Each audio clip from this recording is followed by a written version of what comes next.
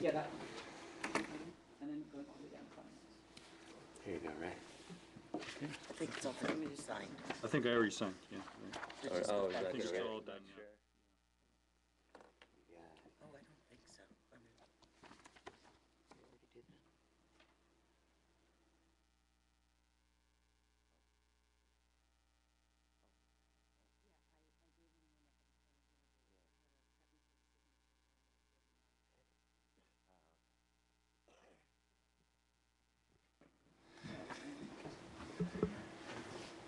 Should I just continue this?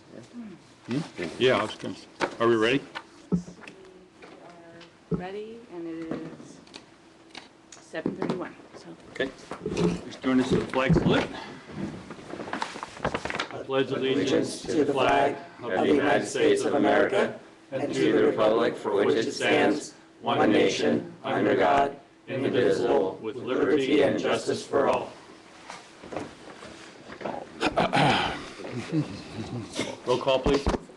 Note for the record that all council members are present. Any proposed changes to the agenda? Move adoption as is. I'll second. All in favor, please say aye. Aye. Okay. Oral communications number 1. Michael Barnes, former mayor. Thank you, Mr. Mayor, council members. My name is Michael Barnes. I'm a Brisbane resident, and I apologize that my comments tonight may go over 3 minutes. I think this is the first time ever. I feel horrible that I wasn't able to get them down below the 3-minute limit. I'm here tonight to answer the questions you raised on June 10th about a concrete skate park. Hopefully this will persuade you to design the skate park in this year's budget with the $7,000 that the Mothers of Brisbane raised from the community. First, the history. In 2010, the city was asked to program the remaining $50,000 in Seaton's Brisbane account. The play structure had already been funded, and skaters stepped up and participated in the city's public process. Based on technical information I received from skate park designers, which is included in the materials that I've handed out to you, I calculated that $50,000 would only be able to cover the existing skate park with concrete and maybe a ramp or two. My calculation was based on verified retail material costs and estimation of labor costs. The concrete slab was the answer to the question, how much skate park can you get for $50,000? Once the City Council chose to use all available funding on the play structure, the skaters did not vanish. The skaters continued their public involvement at Park and Rec meetings, which led the Park and Rec Commission to prioritize the skate park as a capital project.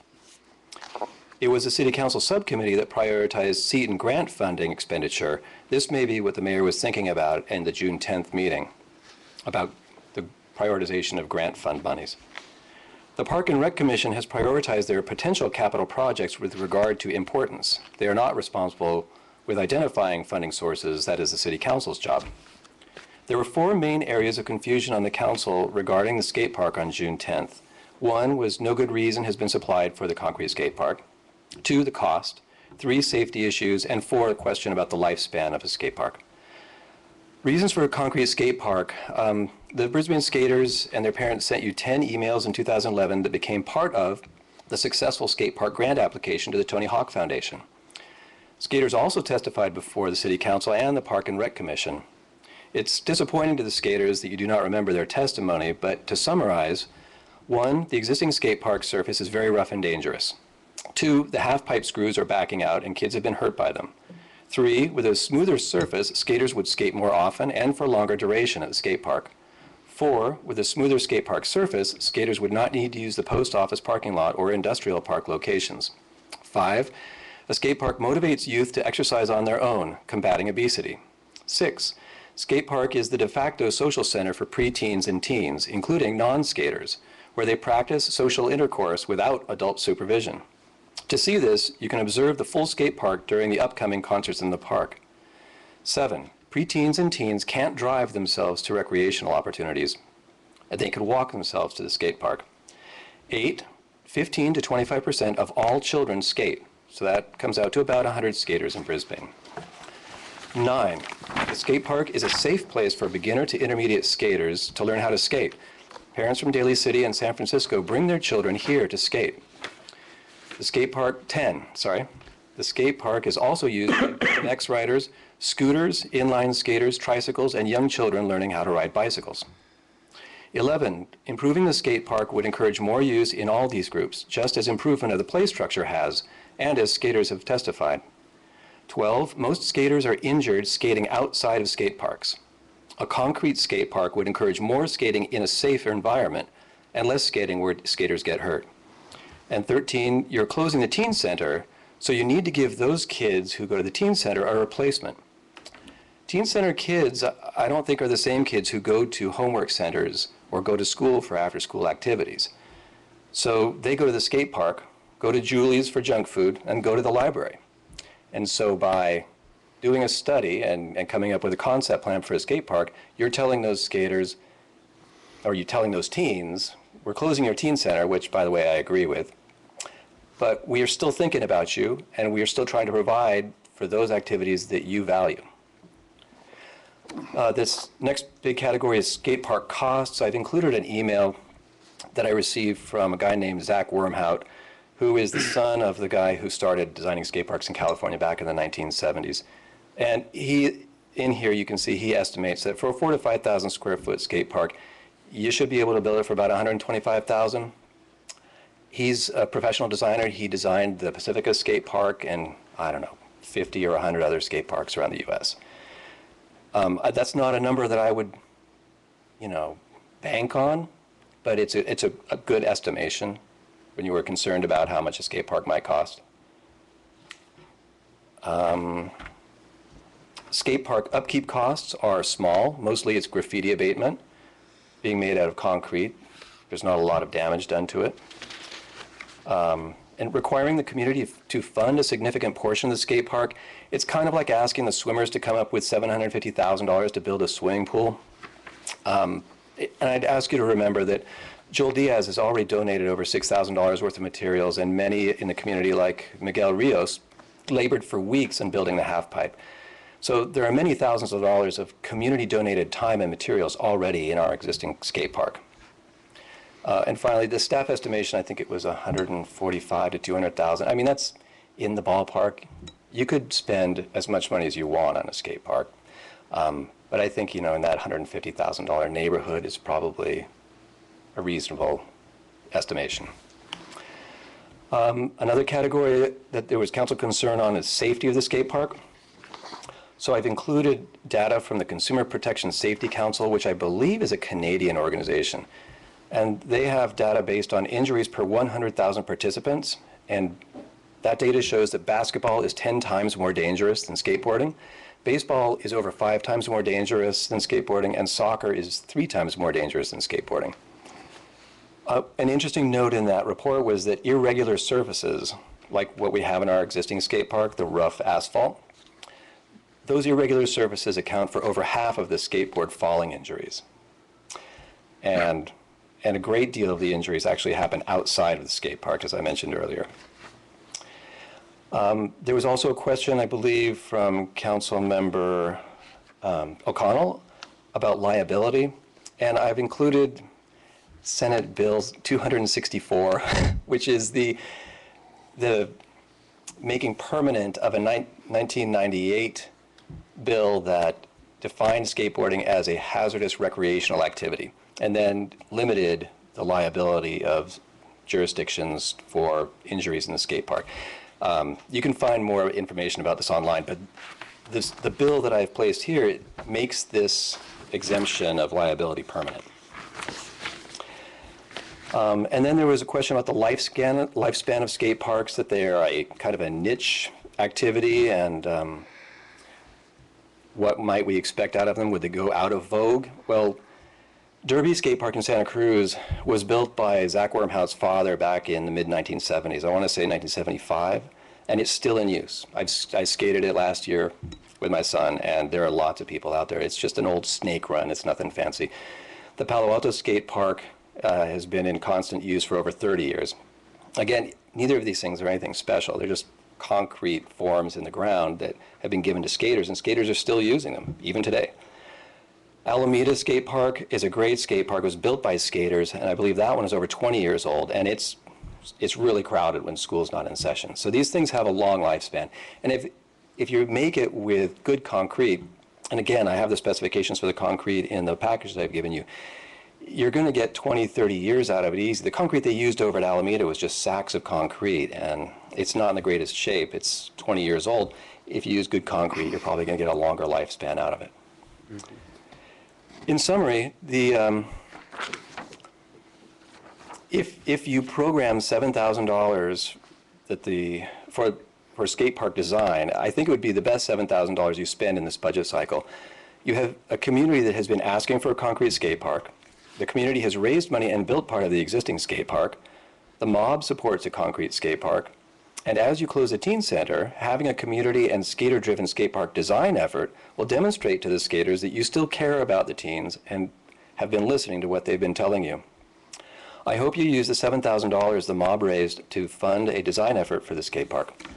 And I've included in the very back skate park design firms that are pretty reputable. And I'm not making any recommendations, I'm just giving you as much information as possible so that you know that this is all fact-based and it's not just some harebrained guy with a skateboard in the trunk of his car. All these guys are reputable firms. I got these quotes in emails and over the phone, and their design services are, they come out, they have a design workshop with the community. Some places do 2 workshops with the community, and then you can also do remote, like internet connection, revisions to that, and then they come up with a 3D design. They come up with 2D kind of elevations of it. They're not construction documents, but they are a concept plan that would meet the needs of the community and whatever budget constraints you'd like to put on it. And they range in cost from like $3,500 to $8,000. So that's why I'm just picking the $7,000 left over from the mob's fundraising activities. If you have any questions, I'd be happy to answer them. I do. Sure. Yeah, thanks, Mike. Very, very in-depth information from what I see so far. I mean, you obviously skate there. I see you there. Sometimes I think you're pretty crazy myself. Well, they say falling down actually builds bones. Yeah, I don't know about that, but I guess you can attest to that. But anyway, so being a user of it, right now we have the half pipe, which is kind of made out of wood, right? And then the other stuff, the steel, there's a bunch of steel equipment. Is that, in your opinion, in good shape still and can be reused, or what? Oh, sure. Yeah. The problem is, so the Tony Hawk Foundation grant, so for those of you who don't know who Tony Hawk is, he's I know he is, he's a professional skateboarder who kind of is a pioneer in the sport. And just by coincidence, tomorrow, on Tuesday, he's going to be in Washington, D.C., where his first skateboard is going to be enshrined in the Smithsonian Institute. Mm-hmm. So he's going there to give a presentation, hand his skateboard over to the Smithsonian Institution. So he's kind of a big deal. He's recognized as a pioneer. So he also has this foundation that the city of Brisbane applied grant funding, and I had gotten a free design from one of these design firms. Mm-hmm. I gave them the specifications of the park, and they came up with a design based on my criteria that we need to keep the half pipe because that's a real social center. Mm-hmm. And they designed it and they costed it out, and it came out to I think $138,000 or something. So we used that as part of the Tony Hawk Foundation grant application process to say we've got a design, and they said, okay, yes, we'll fund you for $5,000. So it's kind of validation of the whole skate park concept, but Tony Hawk insists that skate park be made out of 100% concrete structures. If there's any metal in there at all, even if the toe plate of a concrete ramp is made out of metal, he won't fund it.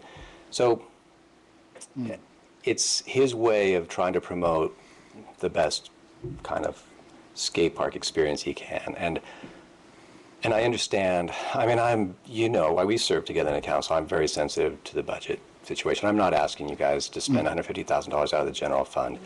I'm just asking for $7,000 to study it. It maybe takes a year, maybe 2 years before all the money is found, and I'm sure there'll be fundraising in the community, and I know that Cliff has tried his best to get funds for the skate park, and I appreciate what you did at that June 10th council meeting, trying to get some of the teen center funding, transferred over to the skate park so that it could be built. But Tony Hawk believes, and I think most skaters agree, that concrete is the most desirable surface to skate. But yeah, the metal ramps are still completely usable. I mean, they're indestructible. Yeah. So, I mean, with Tony Hawk Foundation, and I mean, is the grant that we got for $5,000, is that predicated on that? Or that's already a done deal? It's not really saying you have to get rid of your metal structures? No, it's predicated on a fully concrete skate park. We can't have, they won't give us the money, they won't give you the money. No, it is us, I mean, community. It's pretty presumptuous of me to say it's standing here, whatever. Yeah. Okay. But the city has 2 years to come up with, a concrete skate park design to get that $5,000, and you have to raise matching funds for the $5,000. His $5,000 cannot be used for skate park design, but if the skate park isn't exactly what we planned, if it's something less, I don't think that they'd mind at all. I mean, Tony Hawk drew on our application. He drew what he wanted in the skate park. He put a flat rail in and a fun box. What fun box? So I've built 2 of those over the years. A fun box, the ones that I built for the skate park here, the first one got stolen the first night. They're really popular. But it's just, usually they're about a foot tall, but I built these about 6 inches tall for the beginning skaters. It basically mimics a curb on a street, so the kids can learn how to grind their skateboards on the edge of a curb. Or do ollies, do wheelies basically across a box, and learn how to drop off a box. I mean,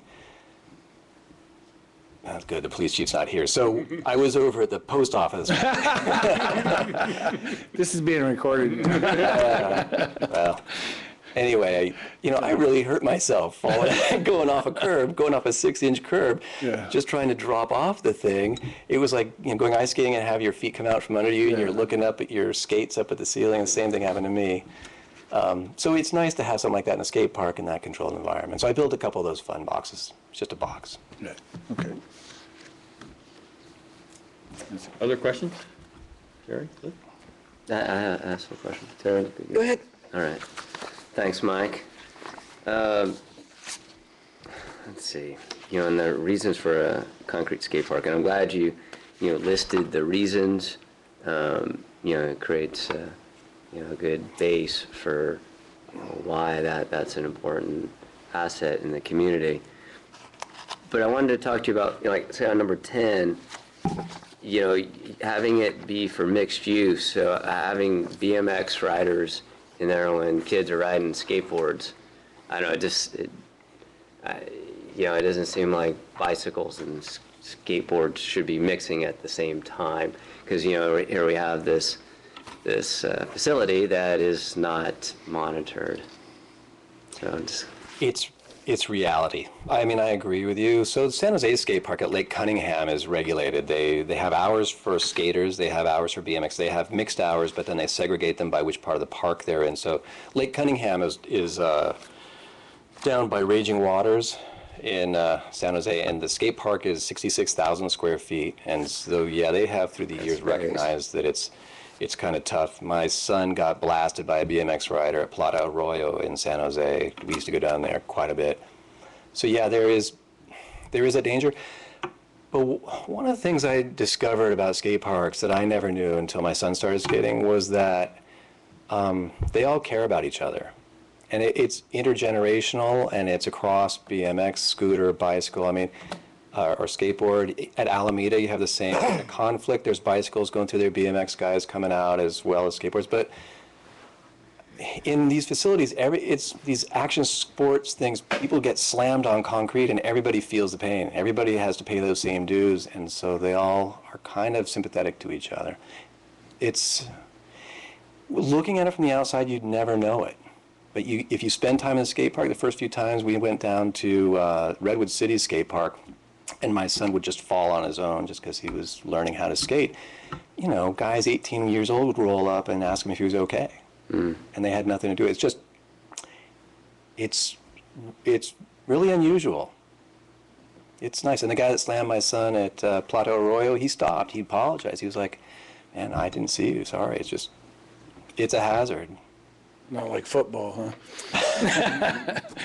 But even with all that, the statistics kind of indicate that skateboarding's not as dangerous as you might think. It hurts to fall, though. I mean, you fall down, you get hurt. I got scars and stuff, but there's scratches, and you get over it. Hurts to get out of bed for me, just no warning. When kids are riding bicycles in town, they're wearing helmets. Of course, when we were kids, we never wore a helmet. We don't wear a helmet when we're riding bicycles. We don't wear helmets when we're riding our skateboards. This might be a question for the city attorney. I mean, are there laws that mandate that kids need to wear helmets when they're riding bicycles as well as riding skateboards?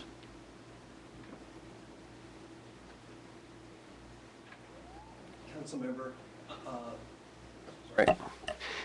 Councilmember Lentz, I'm pretty sure there's a law that requires helmets for bike riding. I'm not sure about skateboarding, and I'd have to take a look and see what the state of the law is on that. I can take a look at it and get back to you on that. All right. What about you, Mike? Do you know of any? Well, in the package I gave you, in that Senate bill, there is a stipulation that it must be signed that skateboarders have to wear helmets and pads in the skate parks. And then I also know, I looked online, and there's a nice summary of state laws that San Francisco was looking at, and I believe that skateboarders under a certain age have to wear helmets on the street as well. I mean, there is state law. I mean, because, a lot of skateboarders, I mean, they tend to be, sometimes counterculture, and they're a little on the rebellious side. They don't want to wear the helmet, just like certain motorcycle folks don't want to wear a helmet, but it's the law. Some states, of course, don't have motorcycle helmet laws. Do you see having like some kind of signage that states, what are some of the regulations for being in the skateboard park, such as wearing helmets at all times?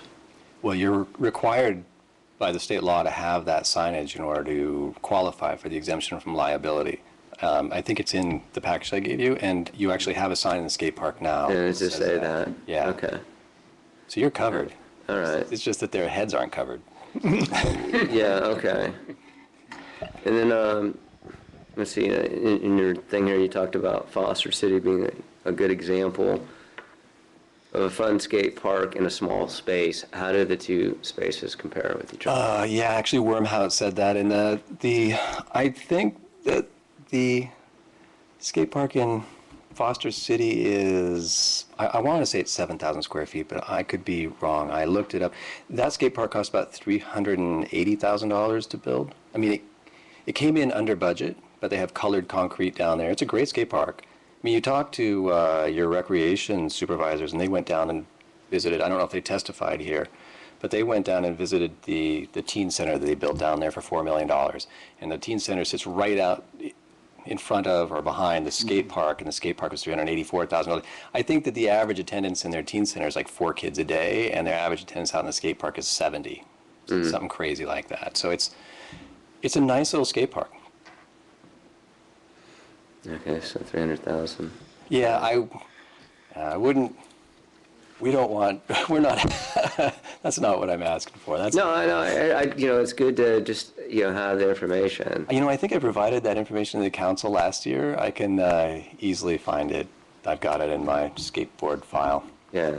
Well, as you know, last year we were focused on the playground, and that was where the money was going to go that we had, and so now we're at the next, point, and what's next on the horizon, where we want to put our money into as far as recreational opportunity. So, and this last thing, you mentioned that there are some half-pipe screws are backing out, and kids have been hurt by them. Is this a hazard where you think that that it can be fixed, or is it at the point where should we close the skateboard park? Oh no, never do that. Well, if the equipment If we know it's if dangerous. the equipment is getting kids hurt, I don't think that's something you. Yeah, but I'm the guy who didn't care about his kid getting a splinter on the play structure. So I'm probably the wrong guy to ask. But the screws the city has gone out and tightened down the screws. and they drilled new holes in some of the problematic pieces of skate light. I think what happened in that particular case that I'm thinking of is the skate park is used by a lot of kids not for skating, but for playing. So when they graduate from the play structures, they go over to the skate park. So you'll see kids over there who are done with the play structure, learning how to skateboard or, I've seen them. yeah. They scoot down on their butt. And, That's it. Yeah. And that's what happened. I think a girl was using it as a slide, and the screw was just up a little bit. It wasn't. Okay. It wasn't up enough to dismount a skateboarder, but for somebody who was using it as a slide, I think she kind of tore her arm open. So, you know, and it's easy to Okay. take the screws out, and the city has done a good job of replacing, you know, putting good screws in. There's a couple boards in there that have a lot of empty holes now because they drilled new holes to affix it to the pressure treated wood below. But it was built in 2006, and I think the underside of it is probably starting to get a little soft. But it's still great. I mean, we had professional skaters. So Deluxe is a skateboard company founded in San Francisco, and it's worldwide. It has skateboard lines, Real, Anti-Hero, and one more, Crooked. And those guys came out here, I want to say 2 years ago, and they did a photo shoot for their catalog on the half pipe. So it works great. Mm-hmm. Okay, so since you're out there often, your son's out there often, there's nothing that is hazardous to skaters in the skateboard park right now. Well, I mean, you know, the surface, just the whole surface of the skate park is really tough to skate on. That's why so many of them went over to the post office for so long. It's because the asphalt over there is really smooth, and uses skate park, the basketball court as well. It's really kind of hard to skate. I mean, just on the asphalt piece. Okay. It's hard to skate, but it's not, you know, it's a hazardous condition that skaters shouldn't be skating on. Well, skaters are going to skate where they can, and that's the spot that the city has given them to skate, and so they're going to skate it. There might be worse places to skate, but it's rough. It's hard, especially for beginning skaters who are going really slow to skate on that surface. Honestly, they spend most of their time in the half pipe. The kids are learning how to skate. They get in the half pipe because it's smooth in there. It is smooth in there. Yeah, and that's where they spend their time. I mean, it is well used. I know there's not kids over there all the time, and they're not there after council meetings maybe get out because they're teenagers. If they are in there after the meetings get out, you probably don't want them, though. You probably want them at home. But the skate park is a great thing, and it's a great social thing. I think even more important to me than the physical activity and all. It's a social center. It's where they get to practice being adults without direct supervision, but in a place where everybody knows that they're safe. Mm-hmm. So I do have one question, Michael, and I'll ask it of you because I'm assuming you've done a lot of research on this and know. What is the square footage of the space that's allotted currently? Do you know? I think I included in the package of materials. 4,000. 4,400 square feet, I think it is. 45. I always ballpark at 4,500 square feet. It depends if you pull out that oak tree on the corner or not. There's an oak tree that there's a cutout in the fence for, and that would give you, I think if you included that in the skate park, it would be 4,500 square feet total. 4,500 square feet. It's pretty small. But that would be a heritage tree. I don't know. I know it was recently planted, because there was this debate over should we plant an oak there because the water table is so high. And oak trees are very sensitive to water in the ground. They get root fungus if you plant them with too much water. So I always advocated for some other tree, but. And then, and this is probably a question for staff, since we have a signage that we're requiring helmets, and are we enforcing that? And that's something that I think that our police chief can get back to us when she's here. If we're enforcing it, and then does it increase our liability if we are known to not enforce it? Because we're knowingly not enforcing it, does that increase our liability in? Yeah, I'll take the first shot at this, and then perhaps the city attorney wants to opine. And as I understand, the state law was put in place so as to allow these types of facilities to be built and to be operated, because otherwise they're going to, without that shield, cities most likely would have taken the position of not having these facilities, because they would not have put themselves in a position of having that sort of liability. In terms of enforcement, I do believe the police department from time to time will check in over there and advise kids that they should be wearing helmets. And I know in the past, we actually had one point in time where we had some helmets that we provided kids. That was probably several years ago. So we have made efforts to try to do that, but it's not really in terms of the whole liability issue. The other piece of this, and Stuart could probably respond to this piece, to my knowledge, we've never had a claim with regards to that site, either the basketball court or the skate park, in terms of anybody's making a claim that we were delinquent in our management of the facility. Either one? We haven't had a claim. Good, good.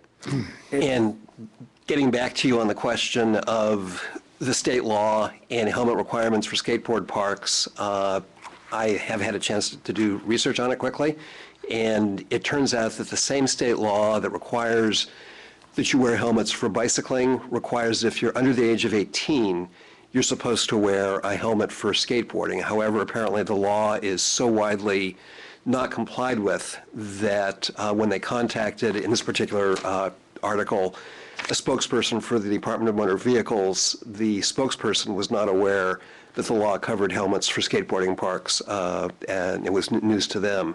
So there is a law in place, but apparently it's disregarded most of the time by skateboarders. In terms of increasing liability, as the city manager stated, because of the provision that basically provides the city immunity unless they can demonstrate that there's some type of act of negligence or gross negligence, then whether or not somebody wears a helmet, even though the law is in place, is not going to increase the city's liability.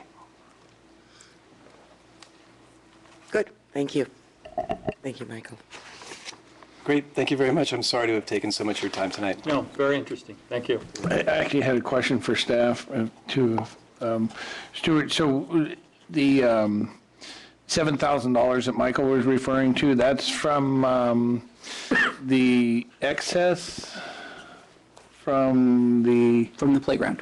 From the playground, and we do have that? Yes. And it's not really marked for anything other than I know we've had discussion, Cliff, remembers at least this, and I know Michael's certainly been advocating for a skateboard park, at least for the surface, for a number of years. So that money right now is just sitting static? Yes. 7,000? Okay. You would see it on your investment report under playground equipment. Right, okay. And then, I have a question for staff too. So, the properties that have the eucalyptus trees to the east, is that strip of land that the backside of SFO Apparel, is that city-owned property to the sidewalk, or is it private property? Well, Stuart's saying it's private. I'm going to beg that I don't know, and we'd have to get back to you. I just don't know. I know, Michael, if somebody told you the difference? No, but I have a GIS that I could email to you. Okay. I mean, I'm sure Randy could tell us tomorrow morning, and we can get that information out to you. Okay.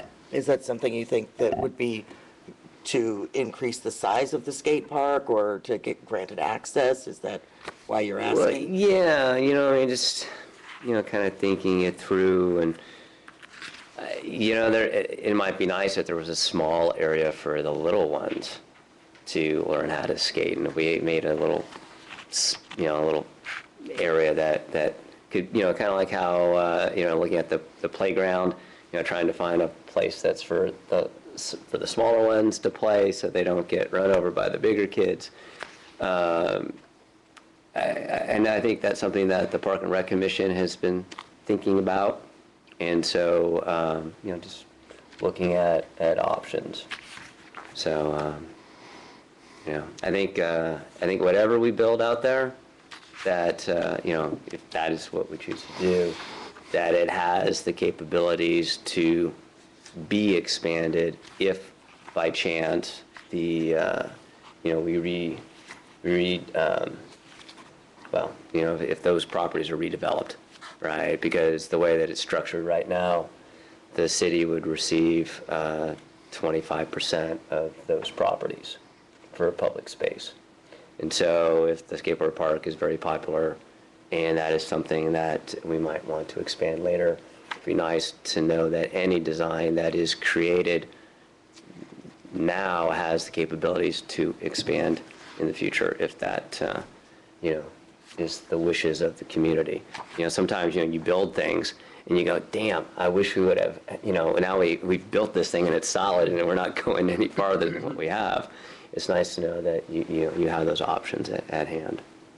That's true, although I'm not sure that if I was living in a apartment that I would want to hear the sound of the skateboard underneath my balcony at whatever time of day. I mean, but again, I think that's something that we could certainly look at. Oh, yeah. Yeah, well, if all three of those properties were redeveloped, you're looking at almost 2 acres of space. And how you reconfigure that space, of course, will be the community's involvement.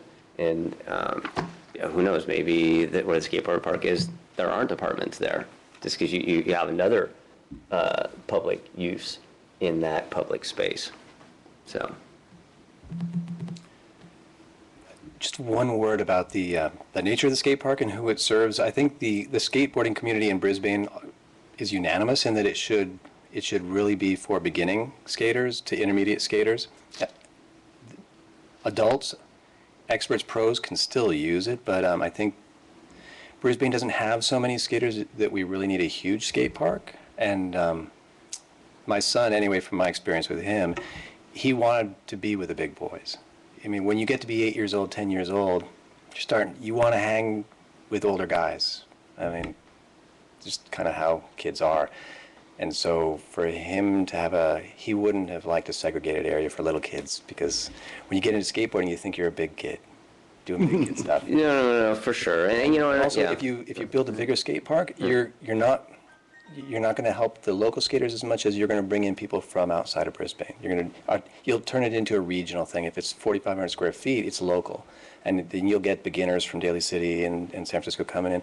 But if you made it 20,000 square feet, you're going to draw people from all over the Bay Area.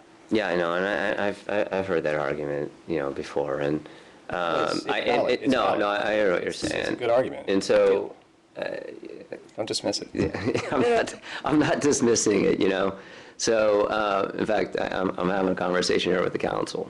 So, leaving your options open. Of course, this is something that would be discussed later on down the line anyway. And doing a 20,000 square foot, skateboard park, I don't think would ever happen. If it goes from 4,500 to maybe 7,000 or something like that, it's nice to be able to have those options, in place. And, I think the Park and Rec Department or Park and Rec Commission needs to hear the feedback from the community in regards to if it's possible to have that additional space for smaller kids learning how to skate. Maybe in the end, the feedback that they get is it's not what they want. Who knows? But that's up for discussion. Well, we can discuss the one portion of $7,000 when we get to the budget. I agree. Adoption Yeah. part of the agenda. So, right. Thanks, Mike.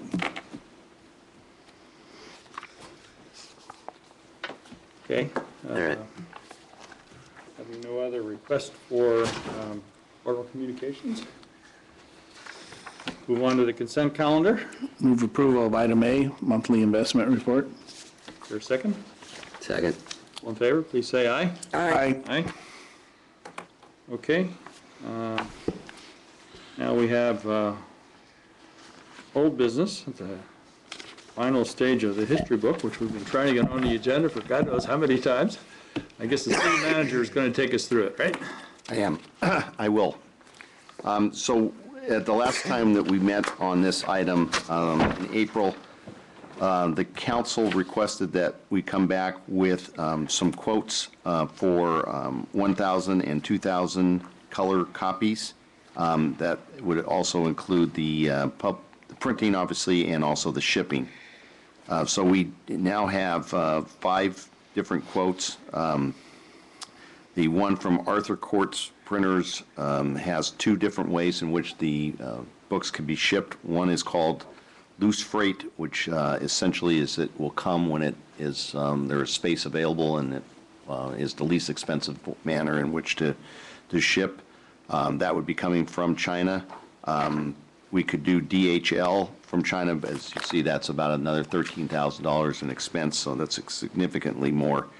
History Associates, which is the company that we contracted with to do the project, there came in with a $39,000 bid. Fawn Brothers, which is a local Brisbane company, would be at $38,000, and then Ram Print, which is almost $46,000, and the freight is not included in that. The one issue that we have not verified is with regards to the quality on the Arthur Court printers. And so we would, if you want to go with that as the low bid, we would recommend that once we verify the quality, that we bring that back to the council's history subcommittee. If we're comfortable that the quality is satisfactory, then we would go forward with that.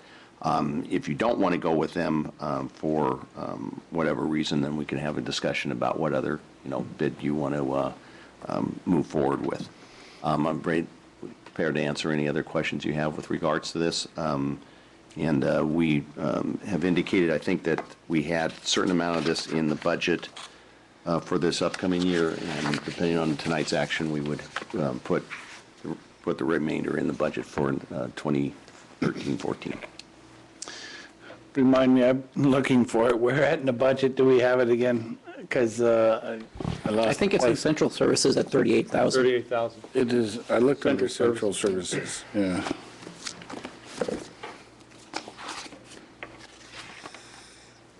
It's on page 43 in central services. I'm just not seeing it in, Printing cost for a history book, it's under 52241, special department expenses. okay, I see it there. 38,000 is what we're budgeting. Now, is that carrying forward what was in the 2012-13 budget? No, so what we talked about at previous council meetings was the 10,000 falls into reserves, and we would budget a new 38,000. Okay. And that was part of the conversation a few times ago.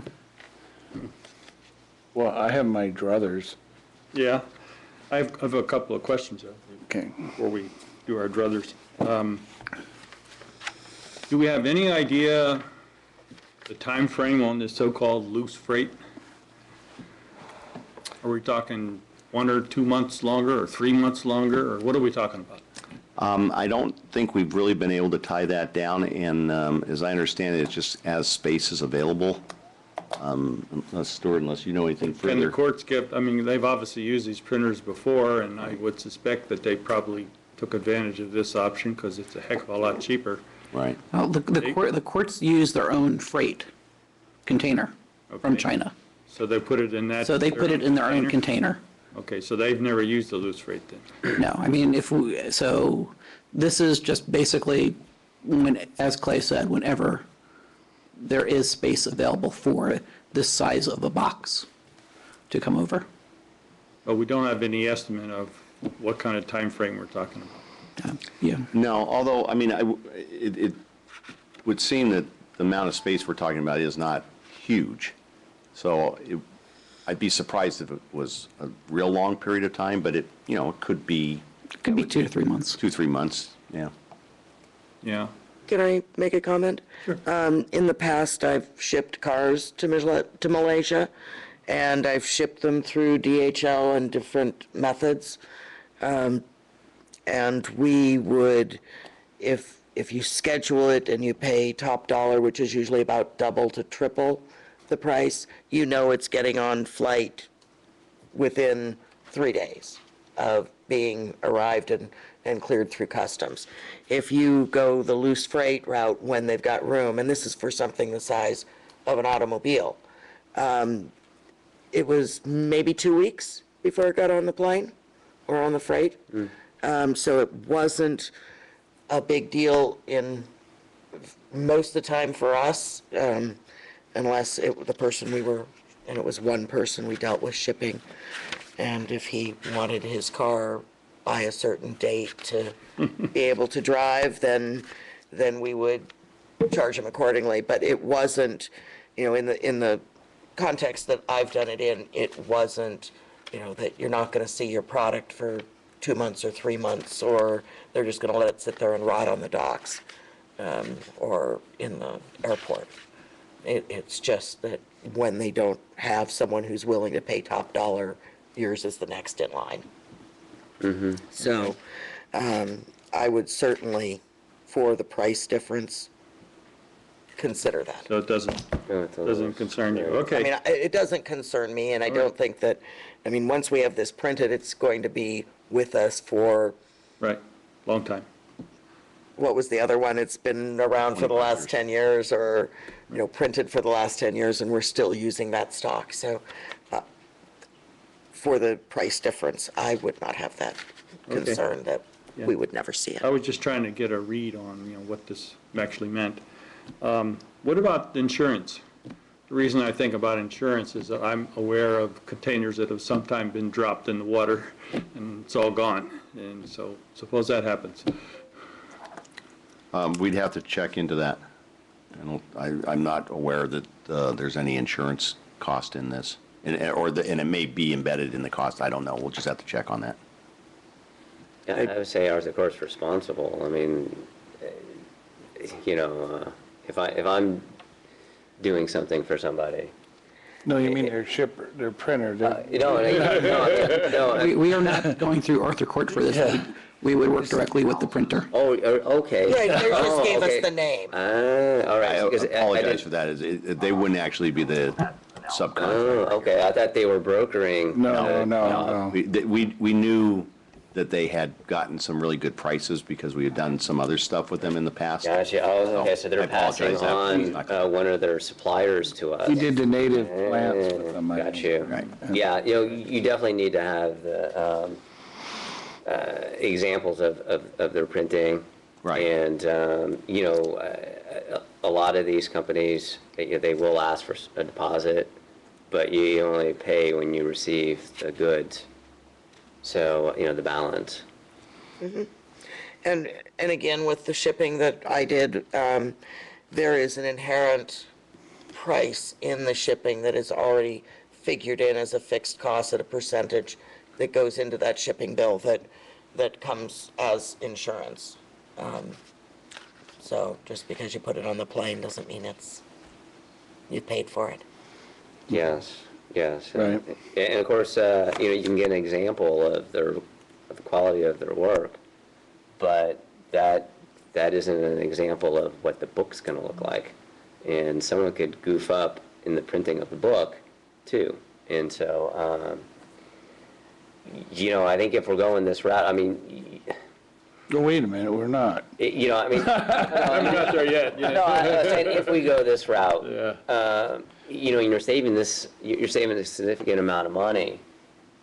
That you can pay a little extra for some safeguards, such as, maybe you don't have the book bound, but you can have, A proof. perhaps maybe a couple of chapters. Well, we would receive proofs Yeah. before we had it. So they're willing to do that? Yes, that's part of the printing process. They would send us proofs electronically. We would proof those, and then they would be printed. So we'd make sure that it looked the way we thought it was going to look from the design. Yeah, and electronic proofs are one thing, and the actual proofs are another. Just because I know, because I do some of this stuff, and so it helps to have some kind of actual printed sample, because just as you look on your monitor could show how it looks, color-wise, and then you look at Clay's monitor, and it's Different. It's different. Right. And so you don't know until you get the actual printed. So if maybe, if they could print some pages just so that, the tones are correct, I think would be helpful. But they have some of the best equipment, just saying, in China, as far as, mass producing, all the fancy type printing, for the most part, is coming from Asia. And, they have less regulation, and they use certain chemicals that are hazardous. And so, Well, can I throw out my druthers then? I'm just Are we at that point? Yeah, I just want to make one other point, and then we'll go for the druthers. The table, well, 2 points. First of all, we've been informed that if we go to a separate printer rather than the one that Oral History Associates would prefer that we use, they then up the cost of their design and so forth, a couple of $1,000s. And then that, some of that we've already paid for, the $5,000. So that reduces it to $11,000. But this figure down here in the tables right on the same page, that's printing plus the design cost. Correct. Which is what confused me at first. Because the actual printing cost for the 2,000 in color from China is not 24,000. The actual printing cost is 12,750. Right. The bottom table is a It's total a total cost. cost. The all-inclusive. Right. And you're right, you have the printing cost up there, and it's about a $3,400 difference, because we're not going to use the History Associates. And then on, if you go back into the staff report on, I was just looking at it. Yeah, it's back further. Yeah, it's there. That's how I've discovered. Right. I'm sorry, yeah, if you go into the second page of this, the June 17th staff report, you Right. actually see the printing costs from the Printing cost, different. right. Just separated out. Yeah. So if you add that to the Just the bottom printing line cost, then cost. you got it. Right, exactly, yeah. Right. So all of the printing costs are fairly comparable, which is kind of interesting, except for the one from China, which is about half of everything else. Right. How everybody reads it?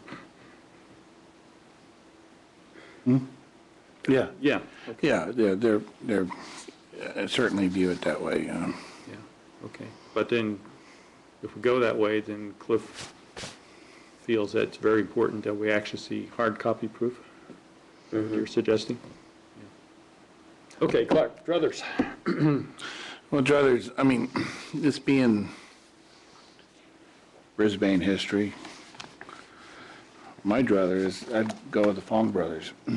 I don't have any, I don't even know anybody that works there or anything like that, but it's a Brisbane-based company, and it seems to me that you want to help Brisbane businesses with something that you can do, even though it costs a little bit more than what would be done overseas. I think it's important because it's Brisbane's history and from our economic development that we really want to make a statement of printing our history book here in Brisbane. I think it's important, instead of saying printed in China, printed in Brisbane. Yeah, History is I made agree. here, printed here. And I think that's very important. And I think the differential is about $13,750 between the lowest one of going loose freight from China.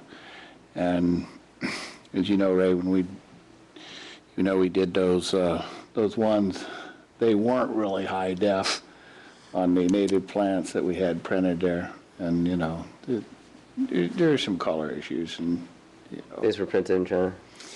printing, yeah. And I think, you know, it's important that we have a company that's right up the street. There is no shipping cost. Right up the block. I really think that's important. And that's my druthers. Yeah. Terry, Cliff? Yeah, you know, I agree with you, Clark. When I looked at the analysis of the costs from last week, I thought that the Fong brothers quote, to me, saves us money, you know, compared to what we would have spent if we just went with the History Associates. So I don't see us spending more. I see us saving $5,000, actually, and giving the job to a local company. You know, to me, the question is, you know, do we do 1,000 or 2,000? So, but I agree. This is our history book, and I think we should use someone local too.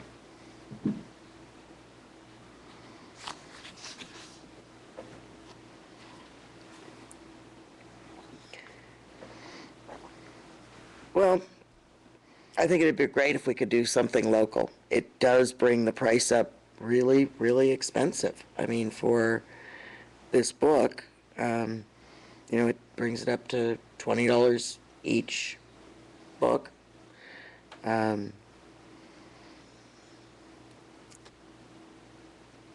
If that's the way the council wants to go, I would certainly see if we could negotiate it with Fong Brothers and let them know that we got some different quotes and that we'd like to use local. I mean, I don't see where you say we're saving $3,000. The quote from History Associates, it was $31,403. No, it's 39 versus 38. You know, I'm looking at these printing costs. It was from last week. So let's have Looking on page 2, I think, is, Yeah, I'm looking on page 1. Yeah, This is so the current okay. Let me just. 39.6 to 38. That's $1,500. Okay. Saving it by printing it here, and they don't have any shipping costs. You know, I mean, I would ask them if they can do anything better. I don't know if we just submitted it and Yeah. they think we're bucks up. But I would like to print it locally if we can and not do the shipping costs. But I would want to make sure that also that they are printing it here. A lot of places will say they're printing it one place or another and really may not. Yeah, you know, if I may, I have a question for staff. So, you know, for tonight's meeting, I just pulled the information we had from the last meeting. I'll explain it to you real quickly. I understand where your confusion Okay, is. thanks. So if you go back to the front page, if we go with History Associates, then their cost to do the printing, because it's already in-house and was part of their, you know, I think their at least original vision of how this would all play out, the cost basically is $13,225. However, if they prepare it for somebody else to print it, then that cost goes up to $16,625, which is $3,400 extra. So when you looked at it and said there's a $5,000 difference, or roughly $5,000, you were correct. But just on the printing, if you add in the cost because you go to a different vendor, that eats up $3,400 of the $5,000 savings. So that's where it gets closer. Gotcha. Okay. Yeah. You know, I like where you're coming from, Terry, on that perhaps we go back to Fong and say, you know, we have these costs. Can you come in with a better price just to be more competitive? Because we don't have to decide on this tonight, correct? I think we need to budget it for tonight, and I think they want to get direction from the council on what we're going to do so they can have authorization to go ahead and negotiate it and make it happen. you have to Well, I mean, put budget amount in. yeah, I mean, the budget is, the amount's already in there, but we don't have to make a decision who we use tonight. Right. But that would give you time to negotiate a little bit, you know, to go back to them. Yeah, I mean, if that's the council's direction, I mean, we could approach them and. Well, see if let we me get a just give discount. my opinion, might as well have all four opinions. The economist in me is coming out. $14,000 difference to me is fairly significant. And if we can get something that's comparable in quality and save $14,000, I'm kind of for that, even if it is in China. That's just kind of where I'm coming from, because I mean, it's nice to do it locally, but if it's that much more expensive. Now, if you can get it negotiated and it gets closer, then maybe I get more comfortable. But to me, spending $14,000 just to have it locally printed makes me uneasy, because, we're going to follow that whole principle on the budget. I mean, geez. Yeah. We can't do that. So, you have to look for when you go out for a contract, you pick the lowest bidder, and you can use other criteria, of course, I know. But anyway, my So I take economic orientation forces me to be very reluctant to spend $14,000 more just to use a local printer. But I'm open to leaving it some discretion and see if we can get some negotiating room. If they come down, they cut their price so that the difference is maybe, $5,000 to $7,000 and then 14, maybe it's getting better, But 14 is a lot. $14,000 is a lot to We got Dennis with the printer. be local, to me, anyway. And if we were to spend more on it, I would want to make sure that we get the union bug, if that's what we're going to do.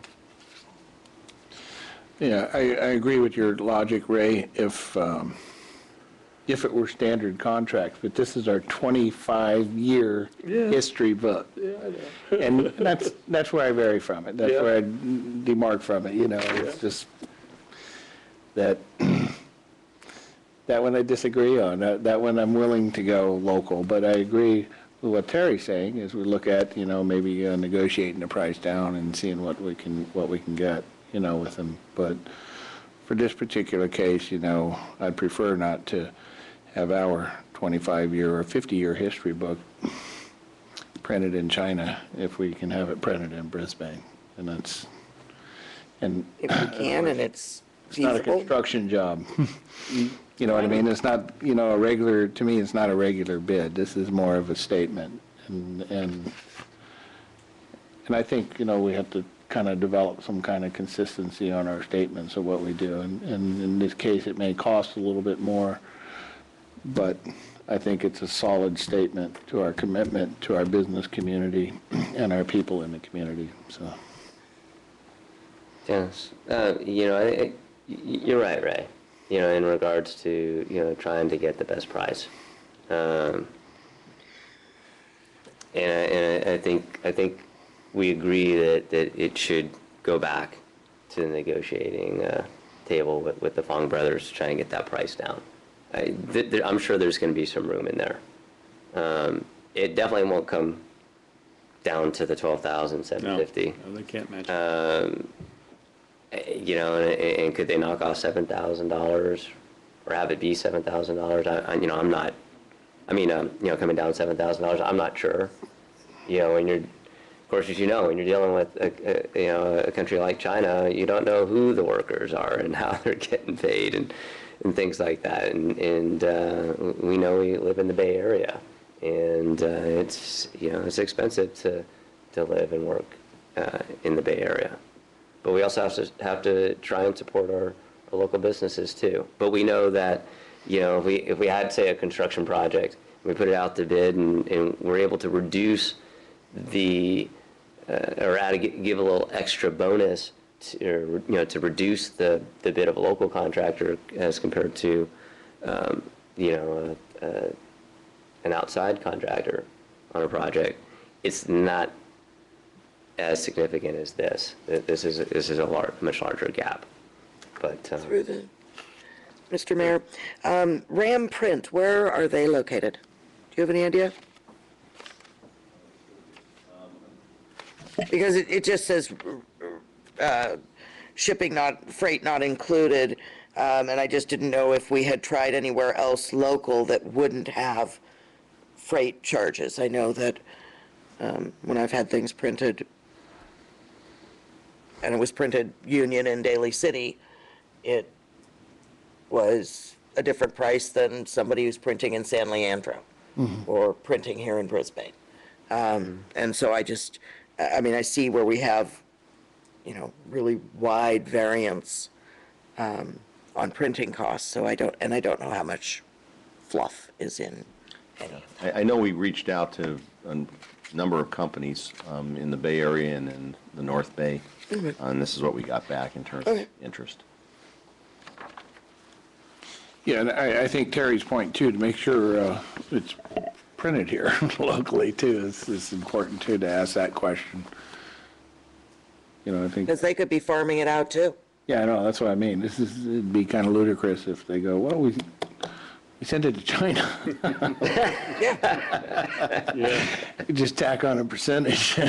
Well, I mean, I mean, and that's, they could very well do, I mean, you know, Conceivable. it's important to And that's- find out, 'cause then that's basically what the history associates, why they could build in the cost for printing it. If they did it, their setup would be less than if they didn't, because there's that profit to be made in the printing, and the profit, or the, however it works for the, you know, the markup on your shipping and the markup on all of it. So, well, actually, I don't think they printed it itself, they actually contract.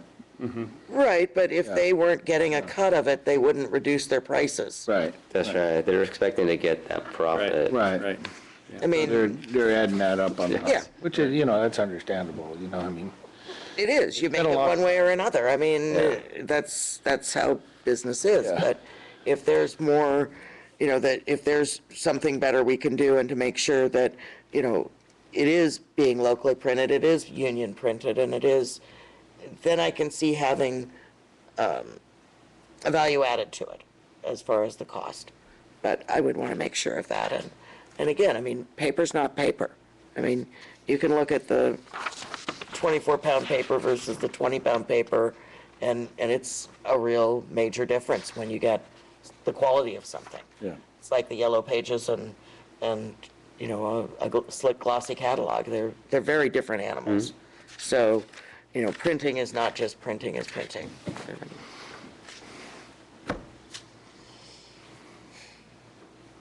Okay, Clear as mud. you want to talk about the 1,000 versus the 2,000? I guess there was some question about that.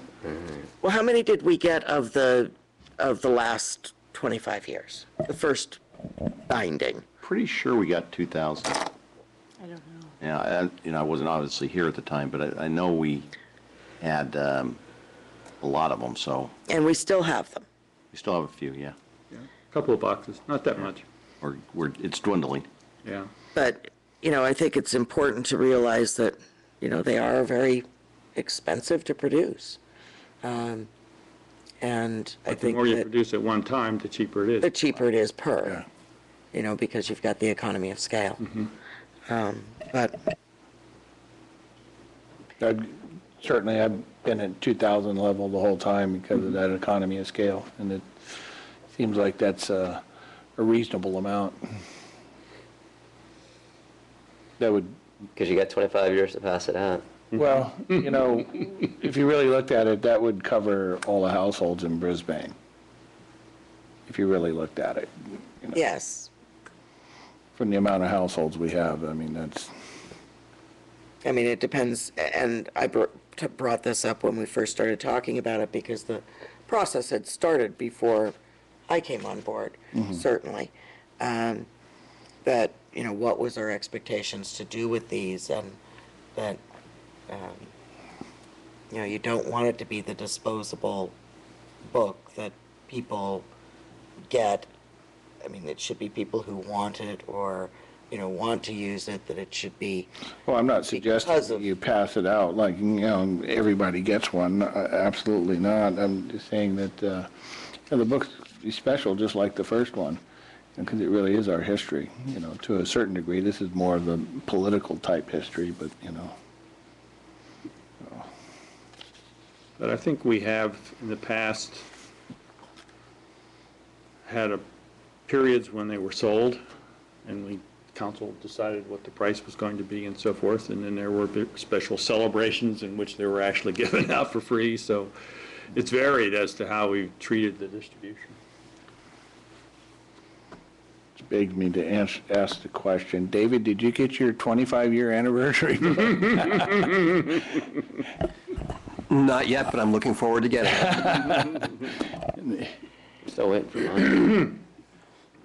So it looks to me as if, we already have a budgeted number, which presumably will pass in the budget later on.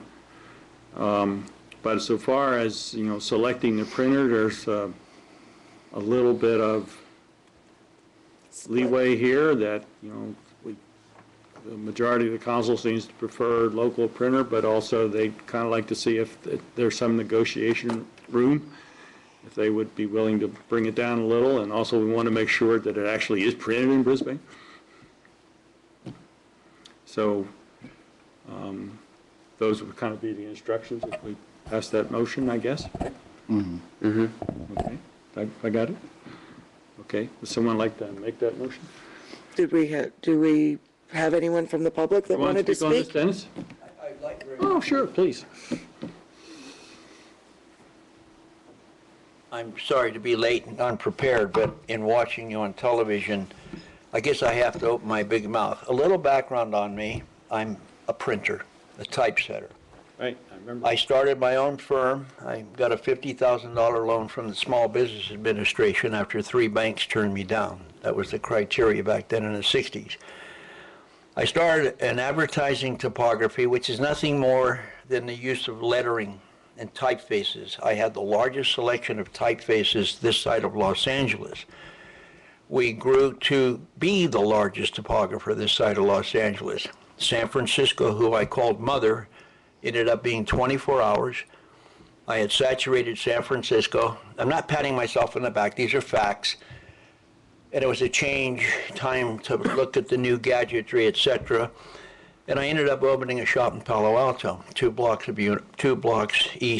south of University.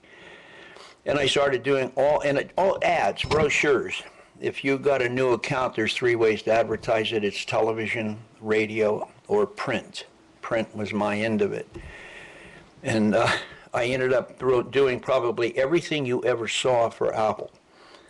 And when I came back to San Francisco with the original logo, the original art with the bite out of it, my partners went, oh, Jesus, who is this? What is this thing? Are we going to get paid?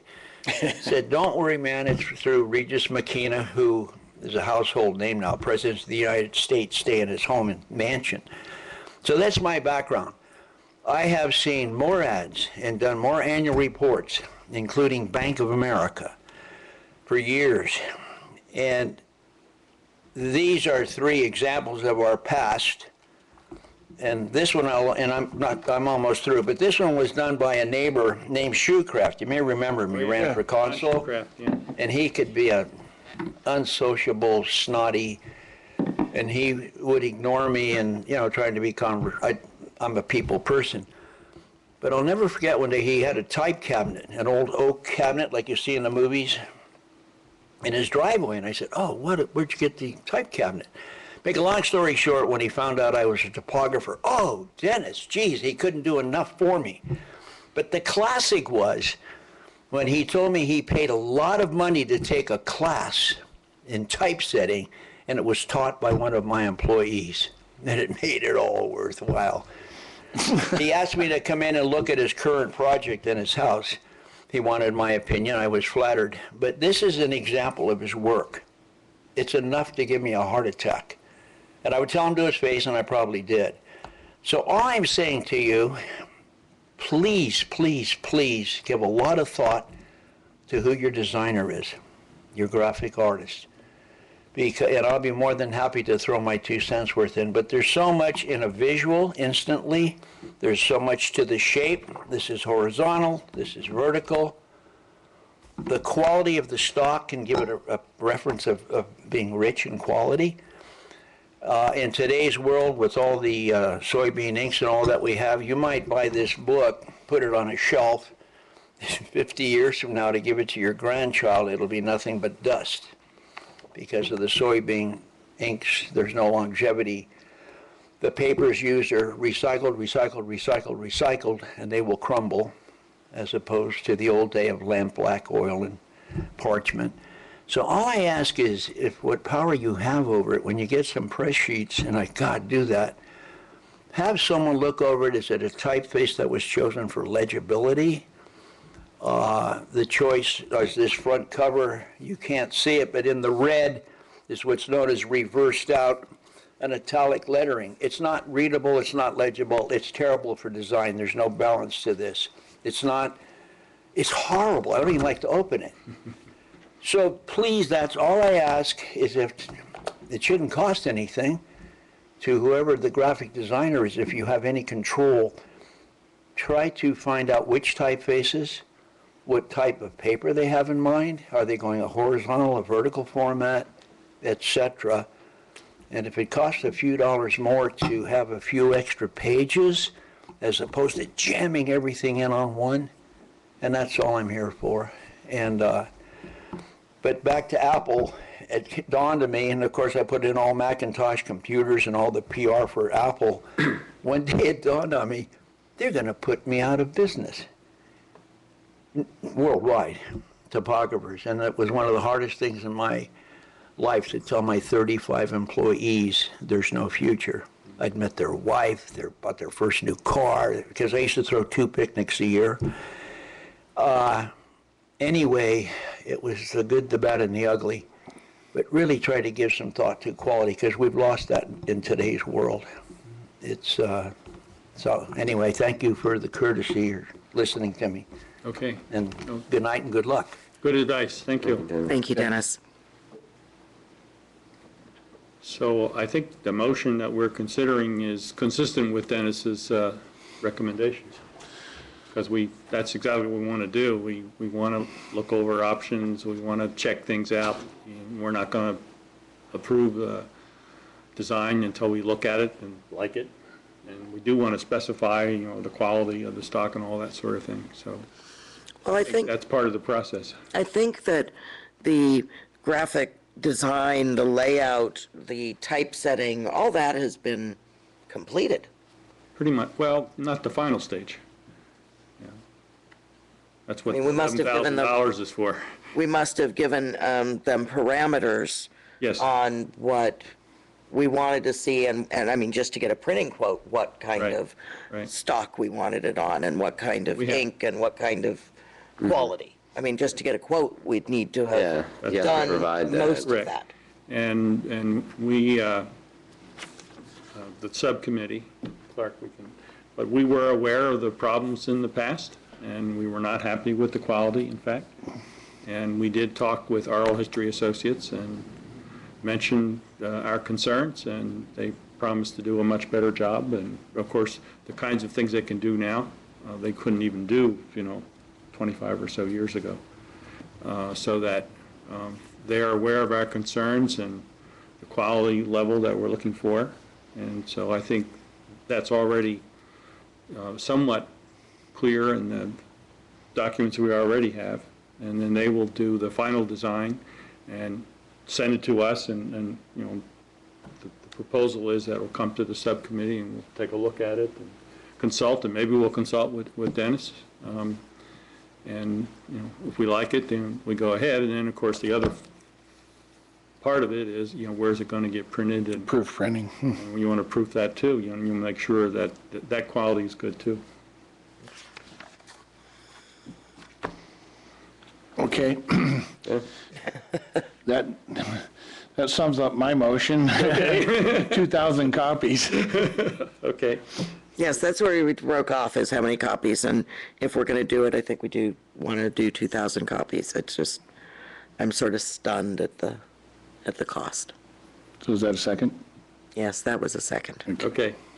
in a very roundabout way. All in favor, please say aye. Aye. Aye. All right.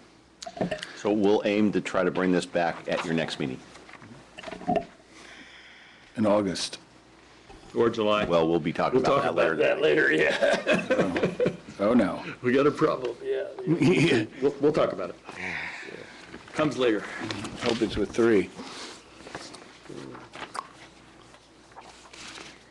Did you make a promise that you'd be done tonight?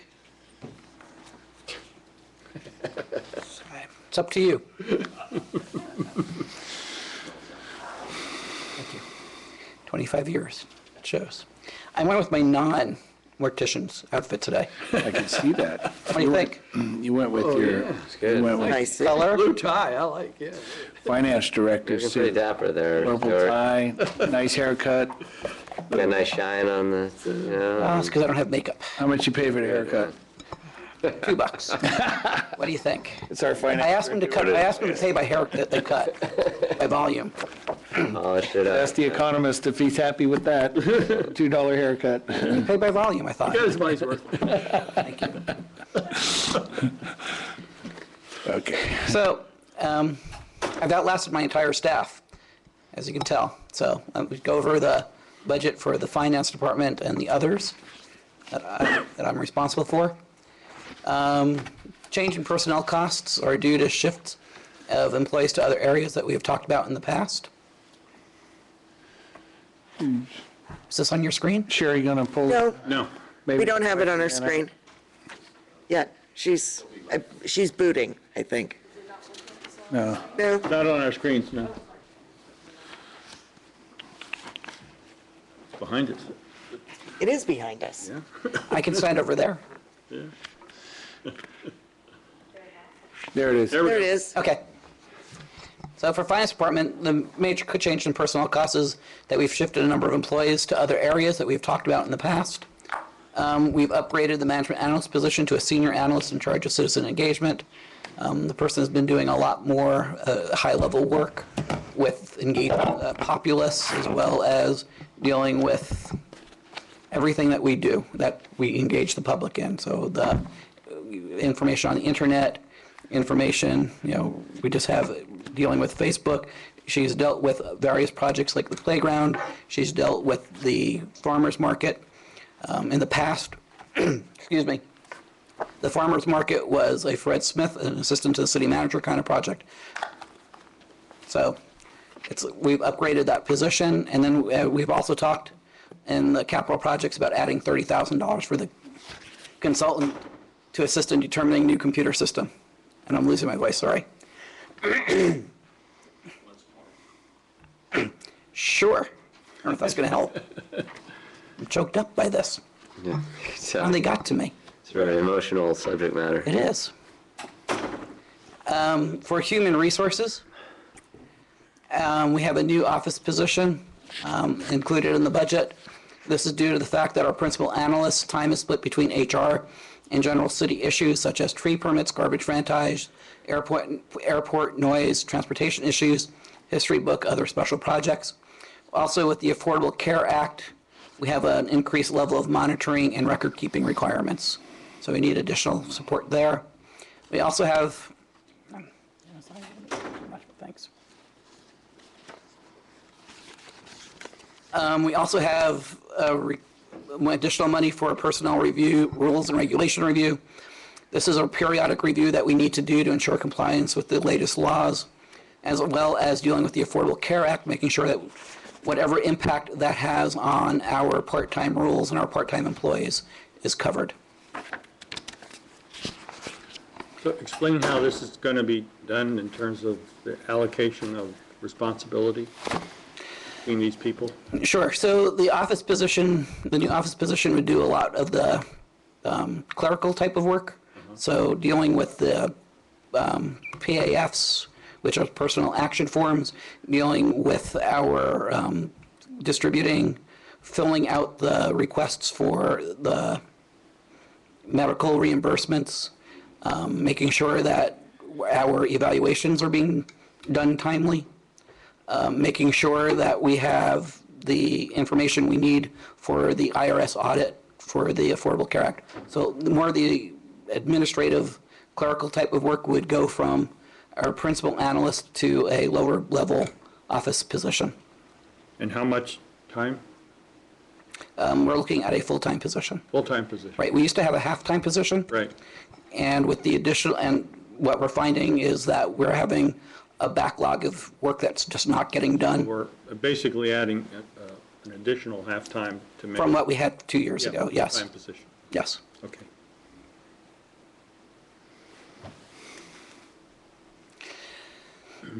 In the central services budget, we're looking at budgeting $38,000 for the history book, which sounds like it's the right number.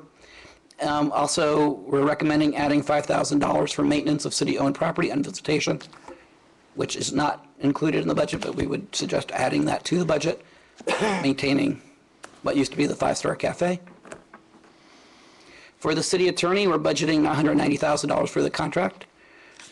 We've talked about that in different times. I'd also recommend, that's not in the budget, creating a housing fund budget. That's not in the budget right now, but as you know, we have $850,000 in the housing fund. A couple of programs, a couple of memberships that we have is for HIP and for HEART that we have not budgeted this year because traditionally they would have come out of redevelopment. So $5,000 for HIP and $1,409 for HEART. Why such a weird number? Yes. That's what they requested. Oh, That's the dues for every city. Yeah. Regardless of size?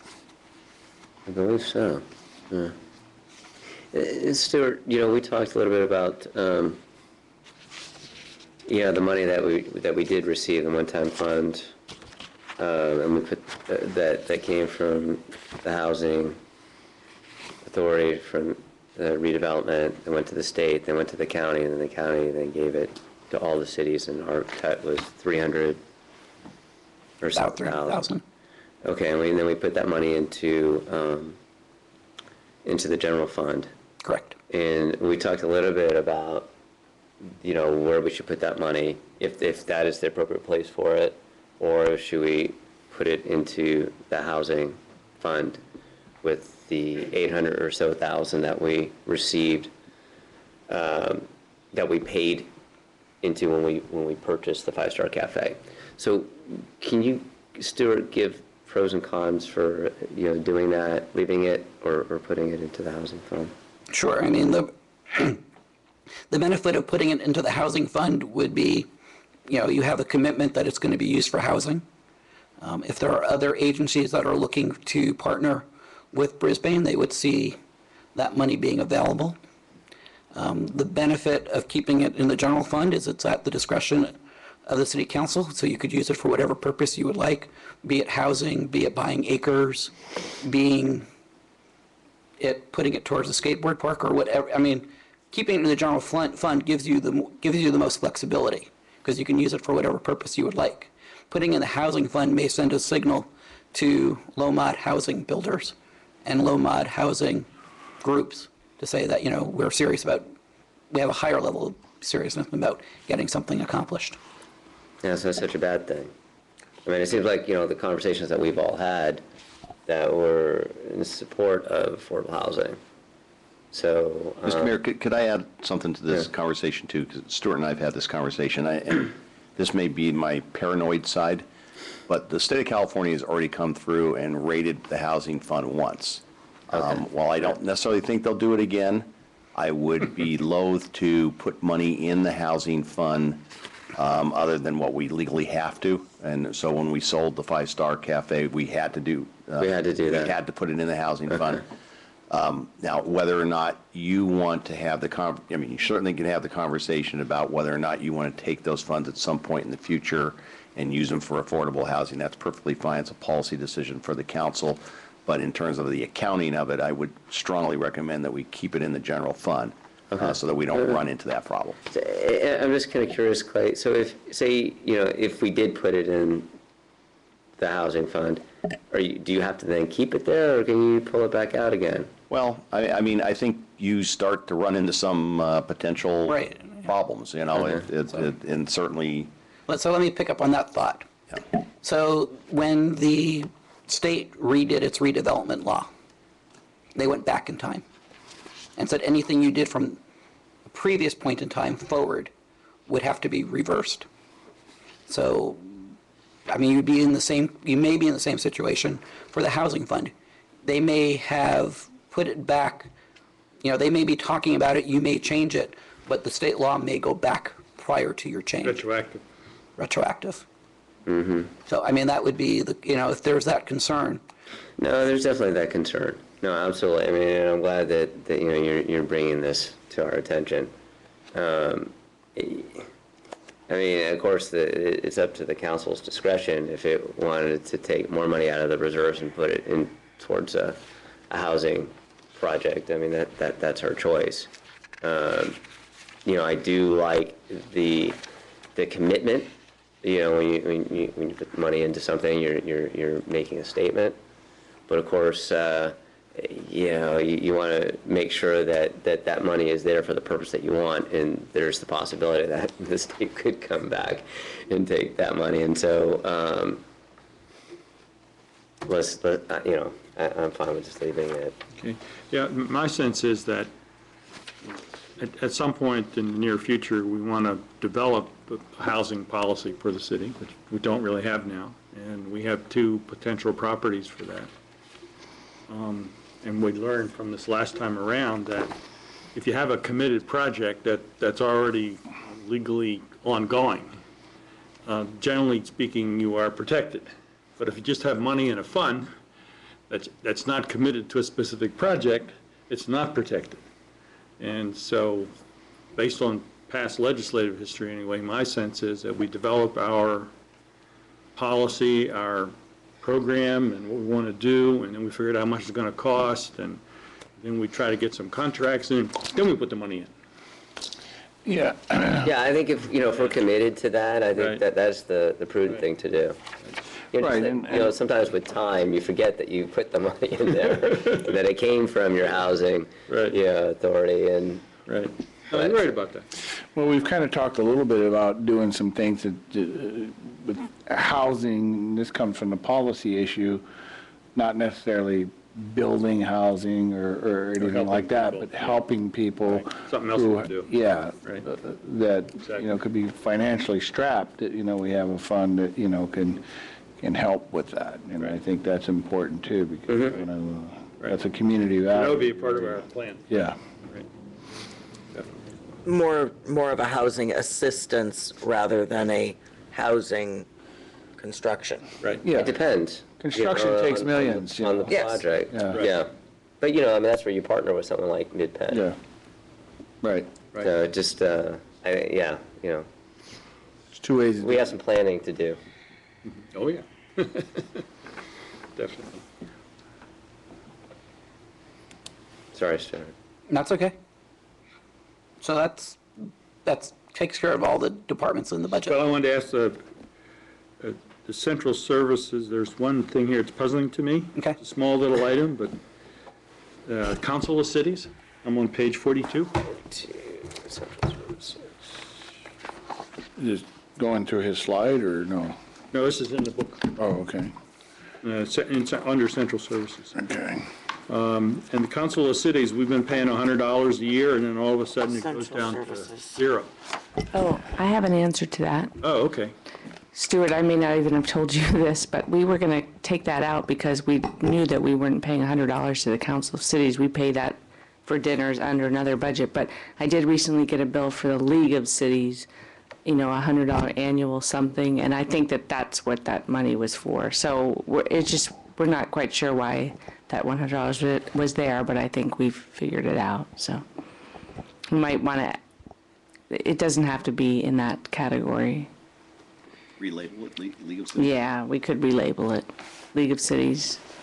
Is it a special assessment? Because there is a League of California. Yeah, and I'm looking into that Or invoice now. 2003. But it's $100, it's a small item, we could pay for it from, I just need to figure out why we're getting a separate $100 bill, but Okay. that, That came from the league, not from the, yes, exactly. I think it was just, may have been mislabeled all these years, and it was such a small amount that we just never, I just want to make sure we weren't giving up our membership in the council. no, we're not. Okay. All right. Okay. That was my question. Okay. Could you go back to your slide on the personnel changes for the, I guess it was the finance department?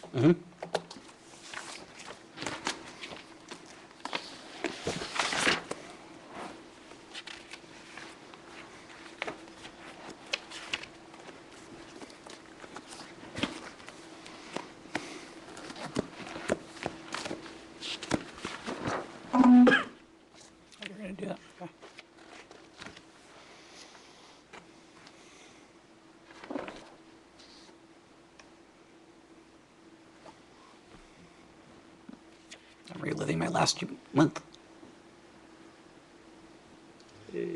So the upgraded management analyst position change, what is that dollar amount?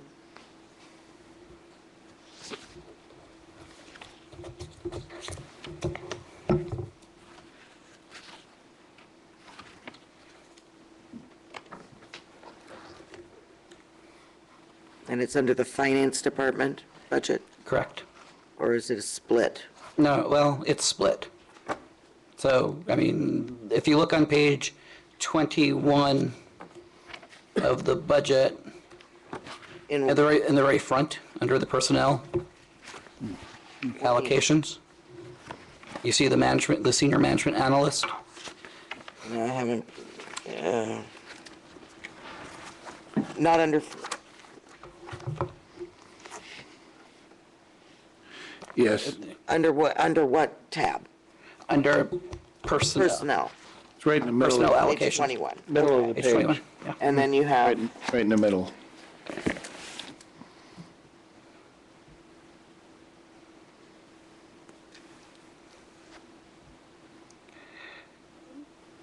You want to know what it was before compared to what it is now, Terry? Is that your question? yes, I wanted to know what the change was. I'm calculating in my head. Okay.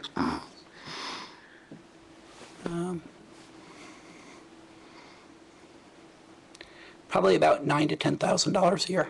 Okay. I just wondered because a couple of months ago, we went through and changed all the classifications of what the A number of staff had, positions. had decided that needed to be to bring people up to their current positions. So I was just wondering why this was coming up now when I thought we had already addressed that issue. I mean, I think part of it is that as we've upgraded other positions, this position has taken on more of a leadership role.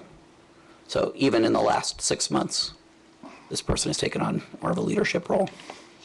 Because, and part of it is what, well, this might not be the right time to talk about it, so, oh, wait, but thank you. Welcome. And that position is split out between city manager, finance, and parks and recreation. I think was the other question you asked.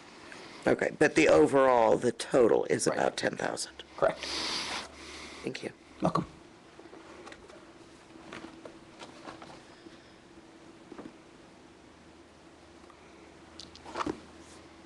Proceed. Okay. So the next item is the budget adoption.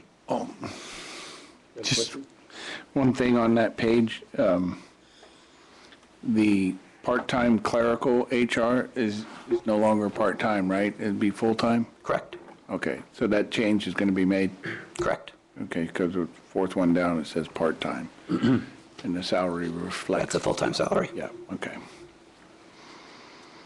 So I guess I have one point to make before we get to the budget adoption, which I'd talked with you before and with the city manager. But we haven't really discussed it at the council level.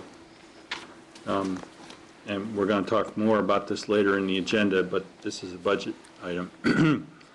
And that is the conversation I had at Viewpoint with the Homeowners Association and many of the residents up there, 35 in fact.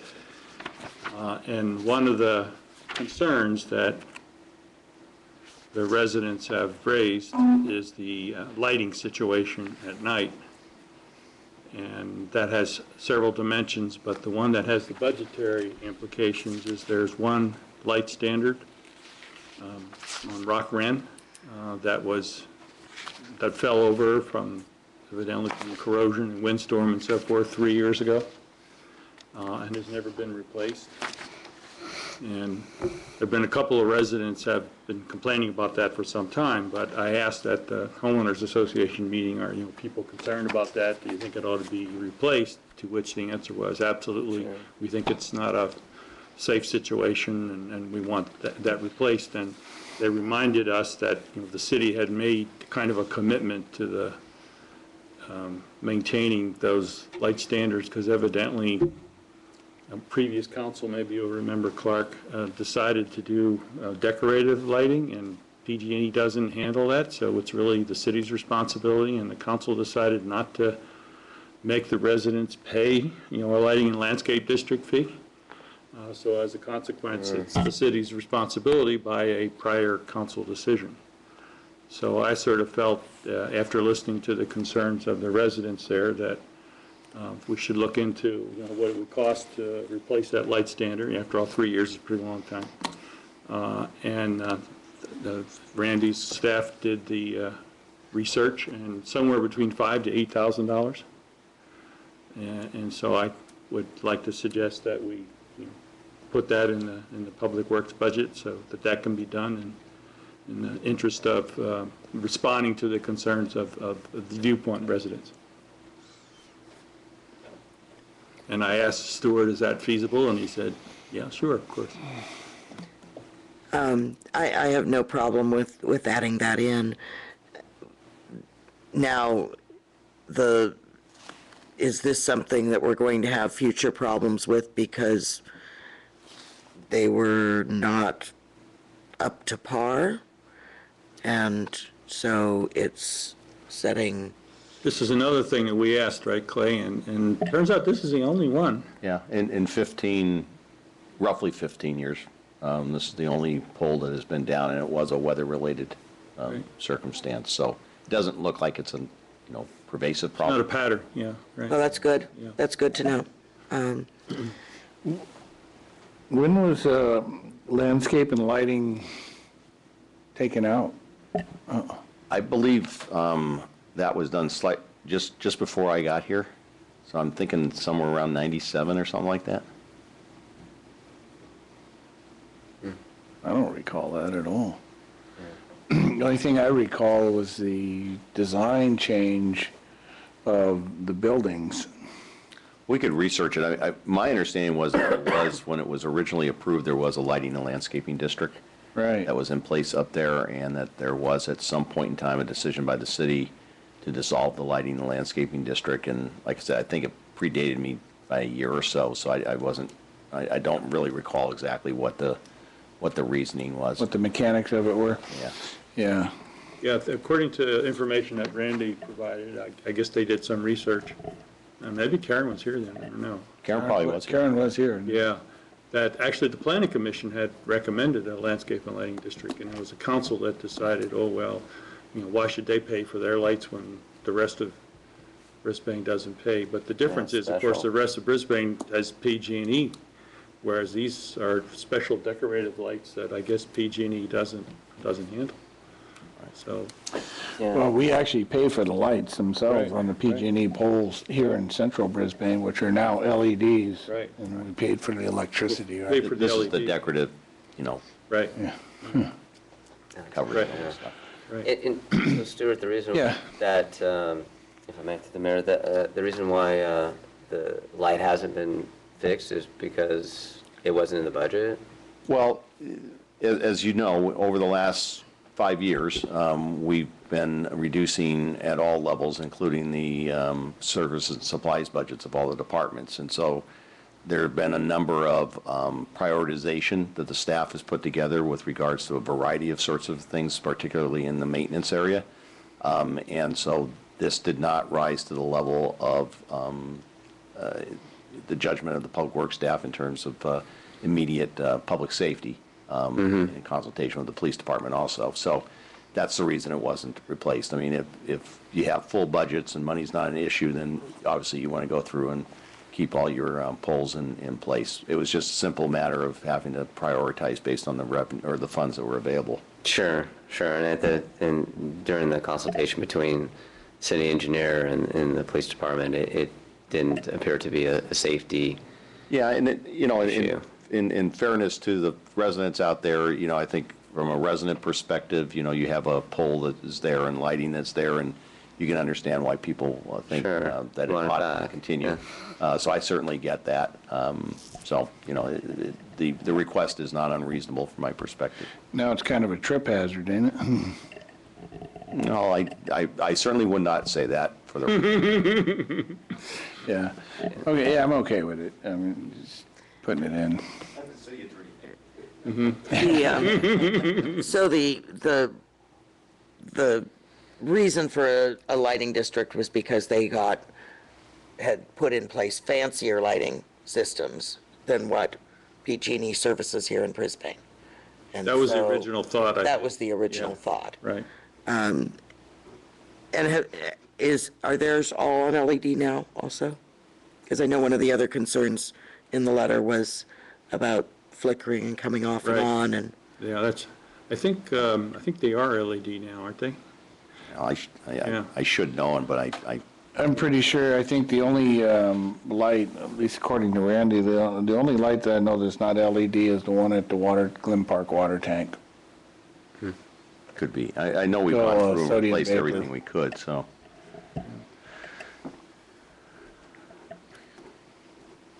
Yeah, so, you know, it just as it's a related matter, but it's not a budget matter. The homeowners were in general concerned about the lighting situation because one of the members of the board pointed out that he had traveled throughout the viewpoint area and just a week before the meeting, which was June 13th, and there were 11 lights that were out, which was pretty high percentage. And so that's been brought to the attention of Public Works, and they're on that. Yeah, there may or may not be a sensory issue there, so they may actually be operating, they're just not coming on or they were not on at that particular time, but we're Right. having people, we're having. But they our are going to contractor check out and see what's going on, because that's kind of a large number to be non-functional. And so they were very concerned about street safety at night. And I think the Public Works Department is always concerned about that and Right. would always want the public to inform them when they find a light going out. And, you know, it's pretty easy now with Go Request. You can just download the app, take a picture of the light, and it'll be sent to Public Works immediately. Right. So they can look at it the next day.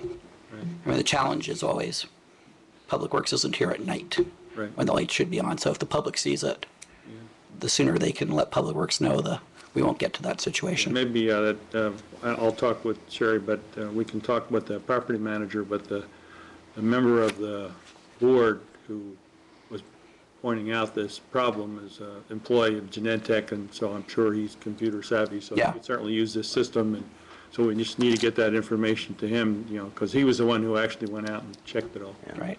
Or even if they just call the next day, or Yeah. call when they see it and leave a message on the machine. Right. Yeah, location is critical, and then they can Right. check it out. Right. But we can certainly reach out to the board and with regards to the app that Stuart was talking about, and Right. just the kind of information that helps us track people down. Aren't the poles numbered? They might They be. are. Yeah. They should be. Yeah, if they're not, they should be, so. I think they are. We just, I mean, I know it's not part of this, but we just had a success over the weekend that is indicative of what helps us in terms of tracking things down. Police department told me this morning that we had somebody who did illegal dumping up on Guadalupe on Friday afternoon. One of our residents actually saw them, took down the license plate, and the police department was able to track them, cite them, and make them clean up the what they had dumped. just like Alice's Restaurant. Hadn't thought of that, but that's true. Okay, thank you. I had a question. Stuart, this isn't necessarily budget related, but I promised a grandmother here in town that I would ask this, and I don't know how factual it is, but you may know or may not know, but you can certainly find out because it falls within your recreation department, is at the pool, kids, what this grandmother told me, are not allowed to use safety equipment in the pool. You know, little floaters, arm floaters. Right, and there's a good reason for that.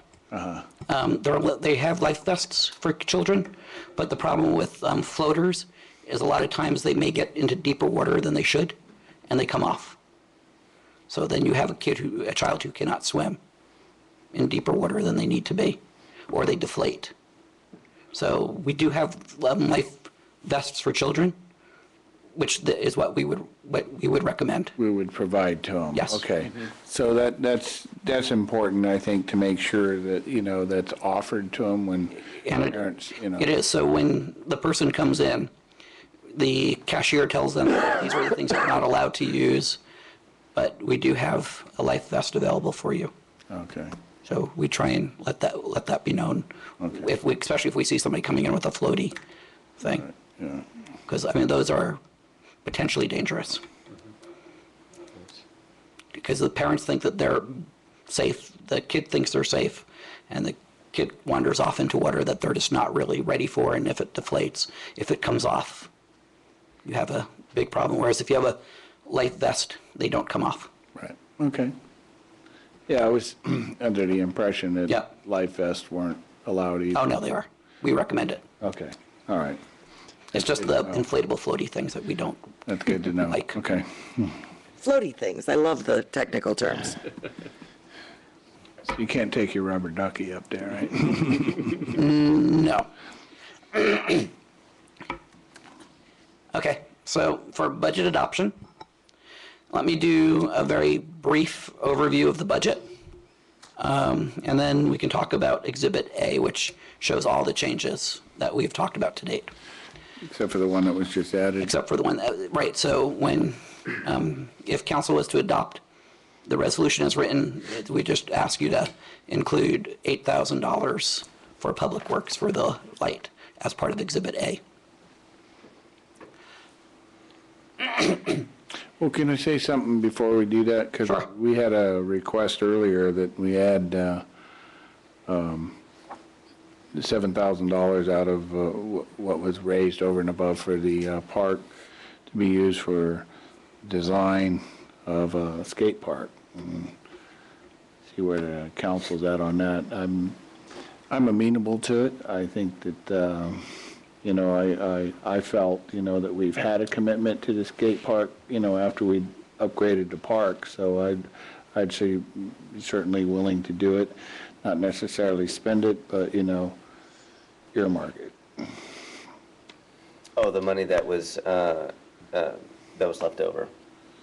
Put that 7,000 into. Towards skate park design. Okay. Now, we had talked about earmarking the half of the money that was going towards the teen center to Littman and the other half towards the skate park. So do we put that 7,000 into that earmarked fund as well? I thought we I don't had, think we agreed to that. I don't think we did either. We had agreed to put the money saved, from what I understood. right. No, you're right What we about had that. saved from closing the teen center into other teen recreation You're right. opportunities. Right. Nope, you're right And, about and that. I'm happy to include that with those quotation marks or into that fund without designating it for a particular use. Because I don't think we've come up with the particular use that we want to use that for in enough detail.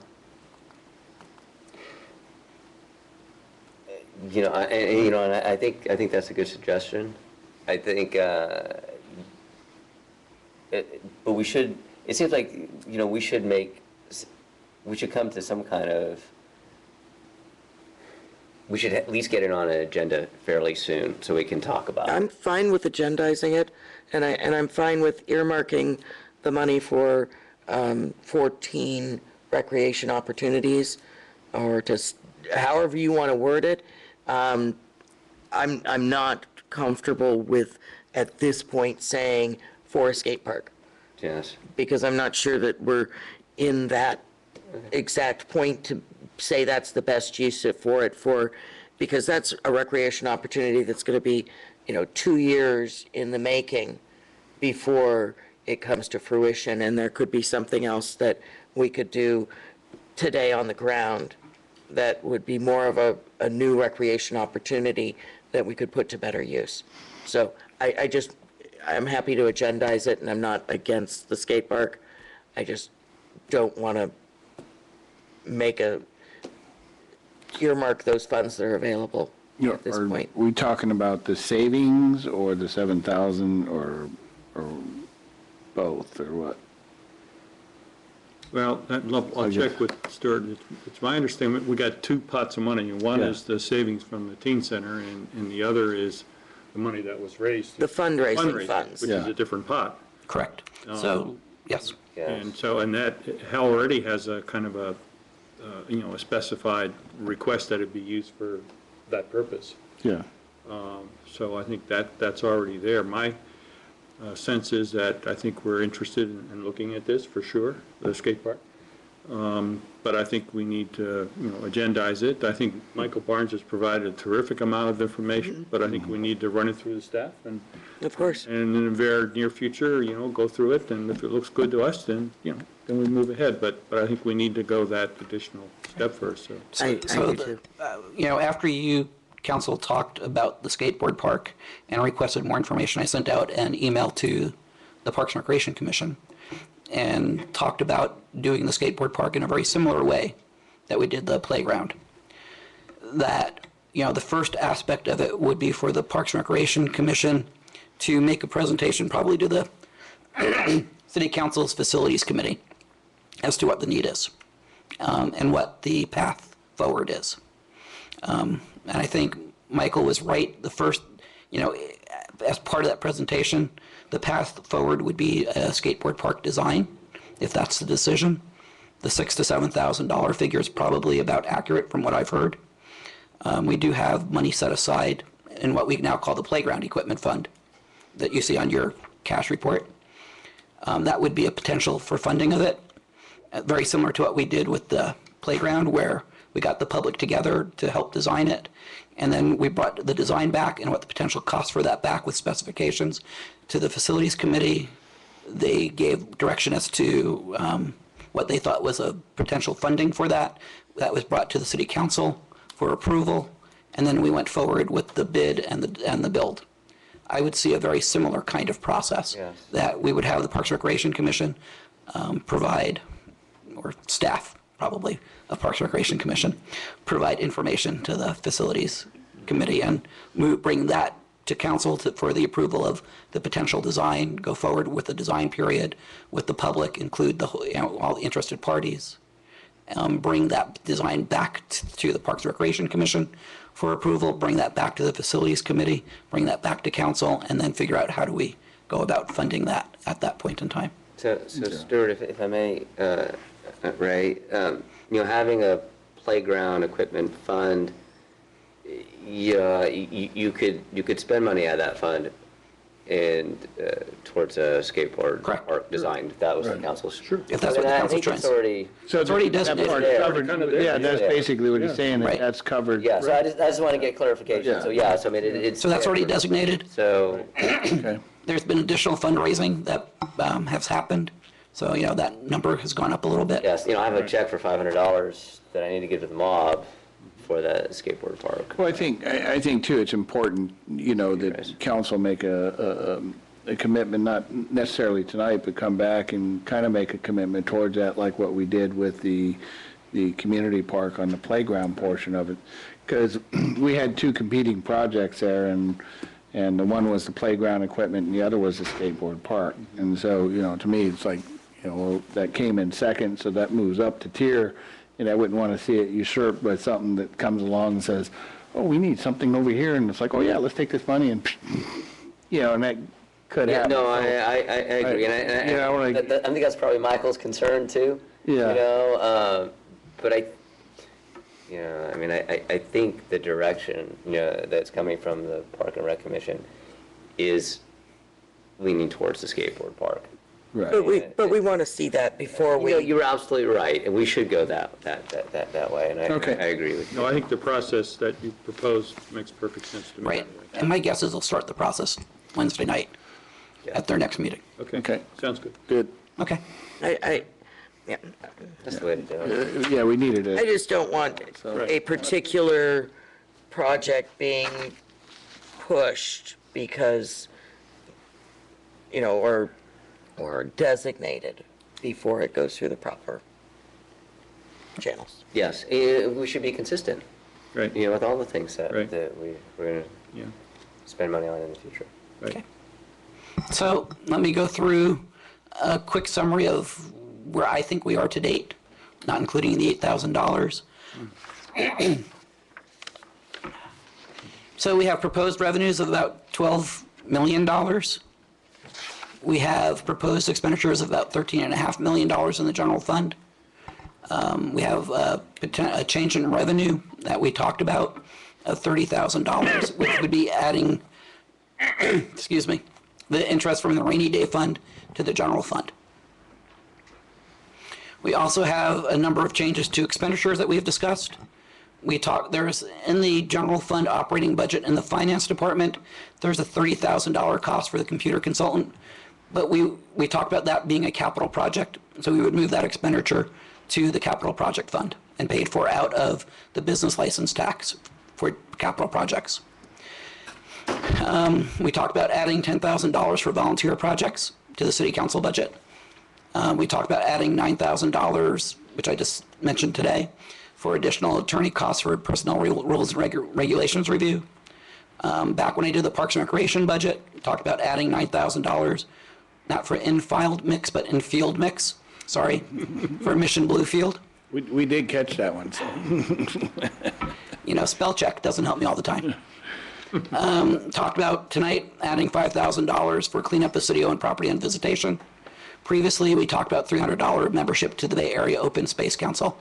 I would add another $8,000 to that for Public Works to replace the light that was discussed. We're talking about use of reserves. $650,000 is available in the liability fund. As I spoke about previously, there's over $900,000 available in reserves that is not being used for potential liability projects or costs, nor for IBNR, incurred but not reported claims. Did we get this? This was old. Oh, okay, never mind. We talked about the 2012, 2013, there was $397,000 that we received in sales tax. That is in the city's general fund reserve, but it was really money that we should have gotten next year. We should not have gotten it this year. This was due to the VWR leaving this year. There's about $85,000 in unfinished projects in the 2012, 2013 budget. One of those is the $10,000 for the history book that was budgeted this year. You asked me, do we carry it over? What happens is it falls into reserves at the end of 2012, 2013. There was also $75,000 in the community development department for the general plan update. That falls into reserves, but they're asking for it to be rebudgeted. But because we don't have any contracts in place, we can't automatically carry it over. So that would leave using $378,514 of general fund reserves. With the addition of the $8,000, we would use $386,514 of general fund reserve. I had projected beginning reserves of about $9.9 million, $9.8 million. We would use $775,000 of reserves, and that includes a sales tax and includes other projects that were carried over, giving us an ending reserve of $9.1 million. Based on what I'm seeing to date, my best guess right now is we will actually be over $10 million in starting reserves in 2013, 2014. We had a settlement for the property tax lawsuit, which will generate another $58,000 in the current fiscal year that we were not projecting. And also, and part of that $9.8 million reserve was expecting to spend all of our funds that we had budgeted, and we're not going to do that. We always have savings. So we should be well over $10 million. Well, over 10 million, not Well, not towards the next million, but we should be over 10 million. So we should have roughly $9.2, $9.3 million in ending fund reserve through this budget, which is more than the 50% requirement that the city council has on its current policy. The capital projects that we discussed and that I heard were approved, not that we have talked about funding for all of them yet, but these are the ones that you would want me to add to the capital projects list. The repair docks and replace required flotation elements of the docks, and we're going to use marina fees to cover that. The marina dredging and bathymetric survey, and that's $10,000, and we'd use marina fees to cover that. There are 4 water and sewer projects: the Bayshore Boulevard undergrounding the 8-inch force main, the Glen Park pump station upgrade, the pressure reducing valve construction, and fire mains. And then there's the SCADA system, and I can't remember what SCADA stands for, but Randy told us.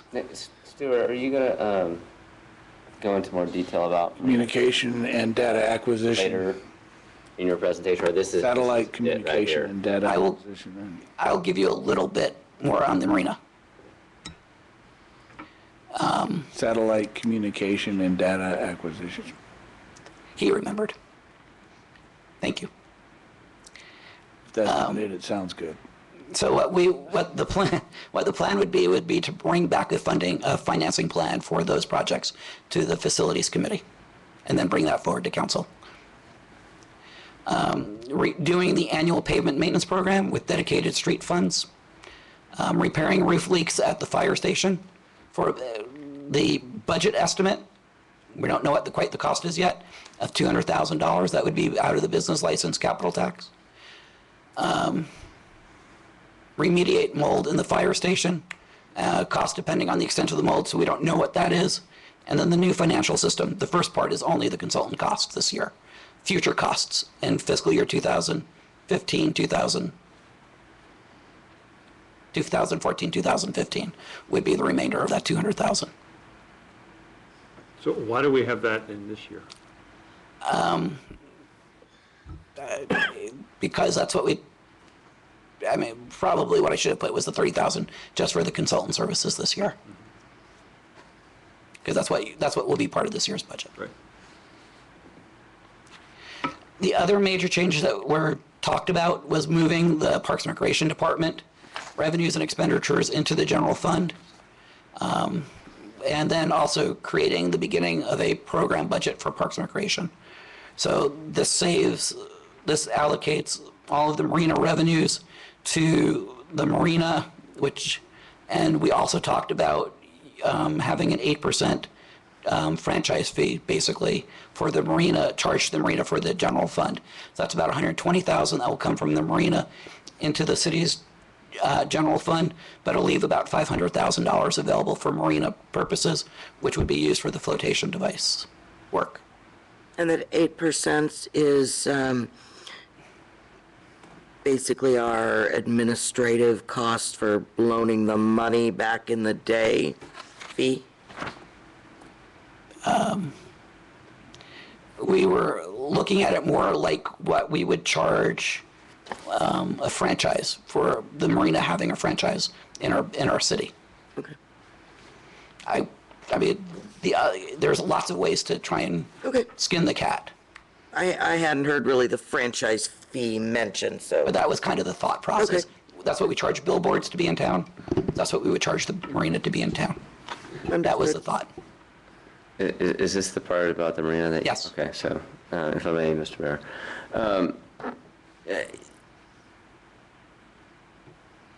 Putting money, allocating money to do repairs at the marina, makes sense, especially if, it's for safety issues and, maintaining a proper infrastructure. As, thinking of, why did the council in the past take some of that money and put it into the Park and Rec budget? Why were they combined? I'm trying, you're probably there, Clark, and, I'm just thinking, here's this money being generated by the marina. Most of the boaters are folks out of town. I mean, when people came before us the other night, they were from San Mateo, they were from Burlingame. And it's nice that they have their boats there, but, are we doing this, or are we providing this service for out-of-town folks? What benefit is there for the citizens of Brisbane? And I think, maybe that was the rationale from the council in the past, was to take some of that money and spend it on things that are benefiting the community. You know, and so. Is that the question? I'm sure, yeah, I'm just trying, you know, I'm just thinking of, you know, I mean, I think, you know, I'm all for, you know, putting the money in the budget this year for those things, but I think we need to have that discussion, you know, perhaps in our subcommittee meetings, and so that, you know, we bring it back to the council, that is, so that we're just not thinking of like, okay, all this money that is generated by the marina stays with the marina. So just kind of throwing that out there, Clark, and you probably have some history with it. Yeah, I mean, the history of it is there was a reserve there, which, you know, was going to be used for the next phase of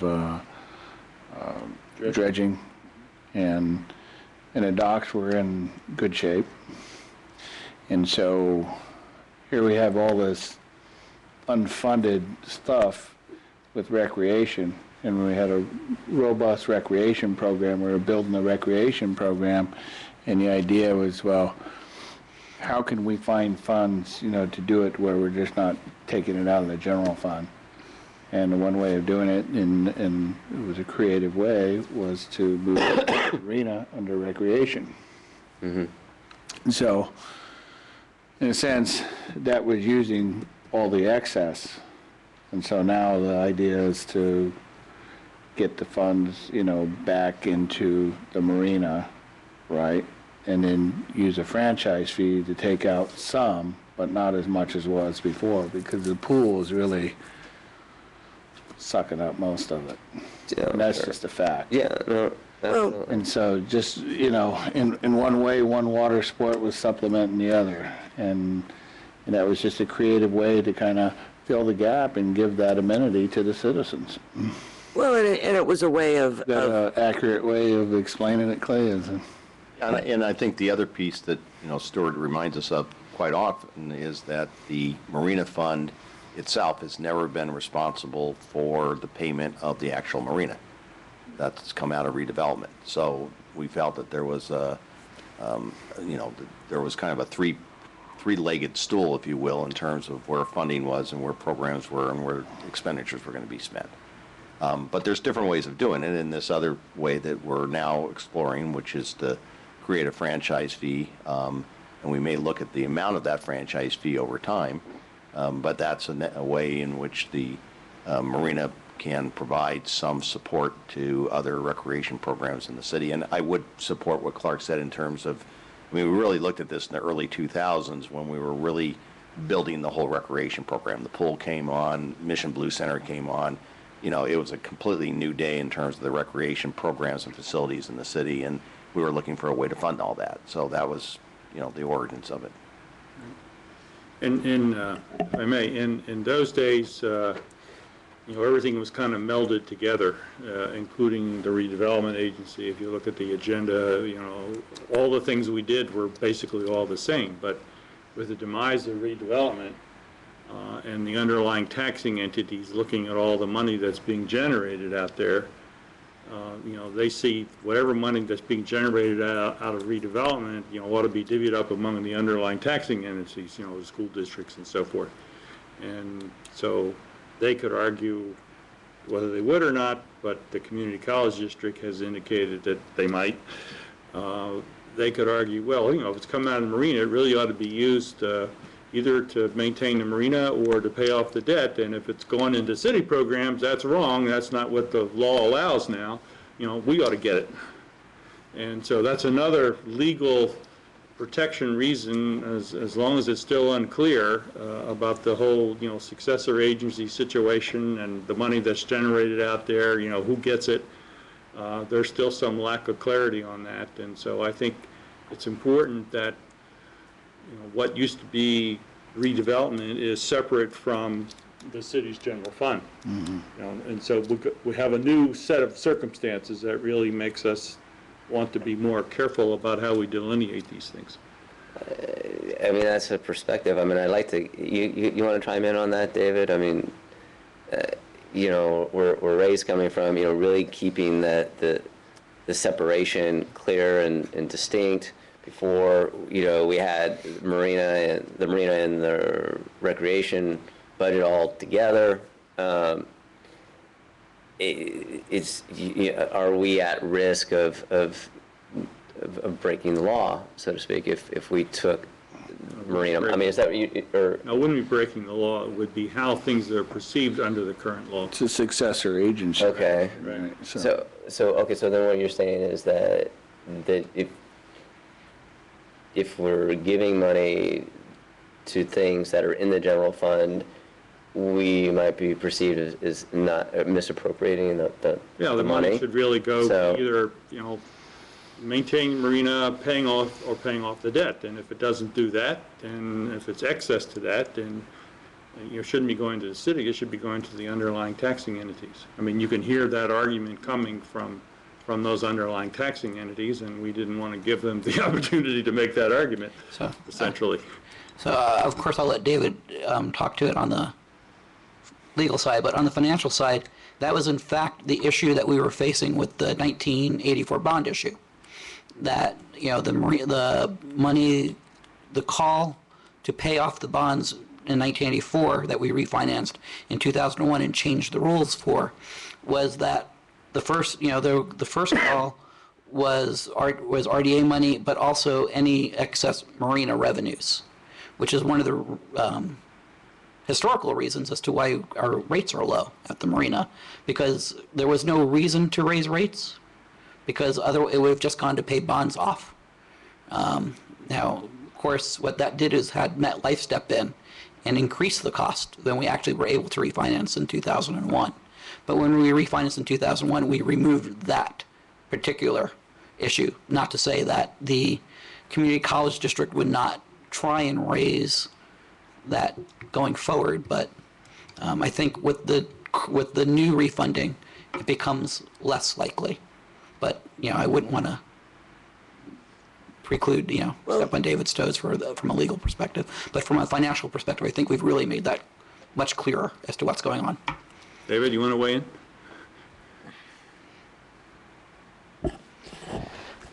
So one question, so the marina is or was part of the redevelopment area? Oh, yes. Okay. And the way AB 1484, the latest redevelopment law, has worked is that if it's tax increment that was in a prior redevelopment area, then you can use those funds for enforceable obligations, which are debts or paying off bonds or other commitments that the redevelopment agency had, and have to be honored. If there's tax increment that's above that, then that does go to the various taxing agencies, or at least that's what they're making claims on that money. Now, some of that money will go to the city. I mean, the good thing is that you don't lose all of it, but rather than getting the full tax increment, you get whatever the city's proportionate share is, and that proportionate share could be used for any purpose that the city wants, because it would come in as general tax revenues. But if you're taking all the tax increment and trying to redirect that, then that would be a problem under redevelopment law. Does that answer the question, or? Well, yes and no. I mean, It makes it a little more gray, actually. Well, and that's, I think, what Mayor Miller's concern is that there's the gray areas to what's the purpose of the marina fees. Right. The current, in the 1984 bond issue, it was very clear that excess marina fees would go off would pay off the bond, and that was very clearly written as part of the 1984 bond. In 2001, when we refinanced the 1984 bond, that provision was not included in the 2001 refinancing. So the only thing that paid off the 2001 bond was redevelopment debt, was property tax increment. In the current bonds that you just, as successor agency, approved us to go forward with, the only thing that has, the only payment source for that is the RPTF, what would have been old property tax increment. So it's very clear as to what is the purpose of paying that off. I think, I agree with Mayor Miller that, maybe given 1 or 2 years of history and seeing where it goes before we make a change to what we're doing. And part of that is also, we need the money to do the capital projects that we're looking to do Yeah, over the no, next couple of absolutely. years. No, absolutely. But, you know, if we have a little bit more history under our belt in 2 or 3 years from now, that may be a time that the city council may want to explore what community benefit the marina provides for the rest of the community. At the current time, you know, we're looking at tagging it to what, you know, the billboards provide the community in a benefit. You know, at some point in the future, you may want to tag it to something different as a part of the community benefit. But, you know, for the next couple of years, this makes sense. There's good logical reason why we're using it. And it also provides the marina the funding it needs to do the projects, you know, the current project it needs to do. No, absolutely. Yeah, and it's just the, you know, franchise fee is a very legitimate mechanism to utilize that, the way that doesn't call that into question for any excess that we have, that we say we can charge, right? So it's another creative way of, you know, because of the circumstances that were dealt to us through our legislature. Yes. And so then looking at slip fees, and you mentioned that, you know, we have some of the lowest in the county. How do we, you know, when are you proposing to address? I think the council talked about this when we were talking about the projects. So I think what I heard from the city council was that we would get far along into the current capital project of repairing the docks. Right. And the First. slips first. First. So that way the boaters felt that there was a reason that it was happening. Right. Obviously, the next question would be in the dredging project, is, you know, how do we fund that? But that's a bigger question than I can answer tonight. But I was Well, we thinking, need the research from Right. the study. Do the bathymetric first to get the Right. data to see what the depth is, and then. right, and figure out what the cost is before we figure out how we're going to fund that. Well, if I may, I think that separating out the marina from other recreation, because the recreation that is tied to the marina is all passive recreation. You know, it's the walking trails, it's the ambiance, it's a very passive and soft number of what you can attribute to the marina being there and what is actual recreation. And that we have been creative in the past by pooling the pool and the marina as recreation and drawing funds down and helping offset the general fund liability for recreation projects that we wanted to do. And so it was a creative way to finance it and to show it on paper and call it all recreation, and it had some nexus there. But I think that there's been a lot of unfunded capital improvements that we've been taking out of that marina combination, marina recreation fund, that now we're going to have to pay back. And now we're in a hole to do it. If we do, we know we haven't done dredging and it only has a certain lifetime, and we haven't been replacing it. Just like we're not depreciating some of our buildings and other things that, or our sewer system that we haven't done over time. And we know we're going to have to pay those back. We're going to have to fill those holes one way or another and fill those capital projects. So I think that it's a much cleaner way to separate it, just like we're separating our employees into the departments they're really in, instead of, you know, saying, well, this person's all being charged to here, but we don't know why. So we're trying to look at that data and get some historical data so we really know what a program costs and what a service costs, whether it be planning or pool or any of those services. So I do think it's a really important thing to separate and see where we have our, whether a profit or our loss center or our community benefit or our community detriment when it comes to unfunded projects.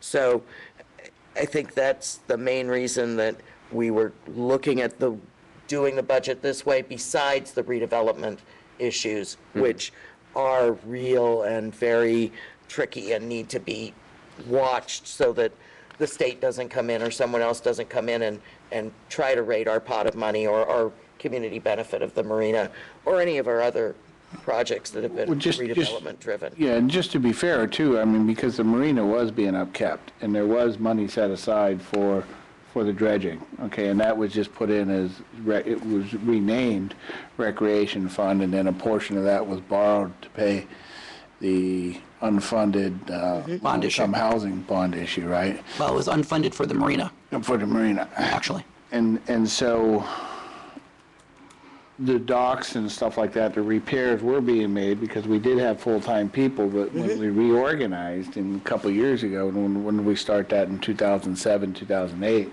that's when things started. Started to slide Yeah, into, right, things started to slide a bit, and so, you know, it really did serve its purpose, you know, for the community at whole, and we were able to maintain both there for a while, but, you know, a combination of the economy and, you know, and all the cutbacks that we had to do, and we did those through attrition, not through laying off,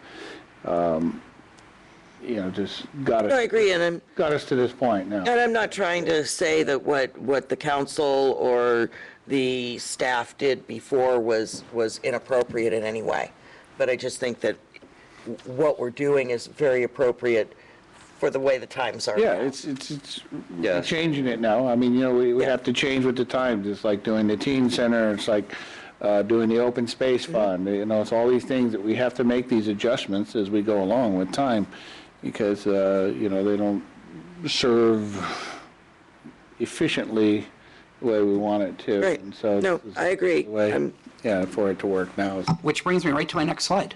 And I'm looking at it, I've got a typo, and I'm just trying to figure out where my typo is. I did this today, and it made sense when I typed it. It doesn't make sense when I'm looking at it. So, work plan for 2013, 2014. We're going to work with the facility subcommittee on funding plan for the approved capital projects. Talked about that just before. And then I have work with finance subcommittee on further development of capital improvement plan. You know, that's actually the first bullet and the last bullet are kind of a combination, and I didn't quite do it right. So what I'm thinking of is that we're going to be working towards really giving you a 20-year plan of what our capital needs are. Understanding what our vehicle needs are, understanding what our equipment needs are, and also understanding what all the needs are in every place. And then working between the facility subcommittee and the finance subcommittee on how we're going to fund that. You know, what a lot of places do is if you're going to be purchasing vehicles in the future, is that you set money aside if you know you're going to buy a vehicle.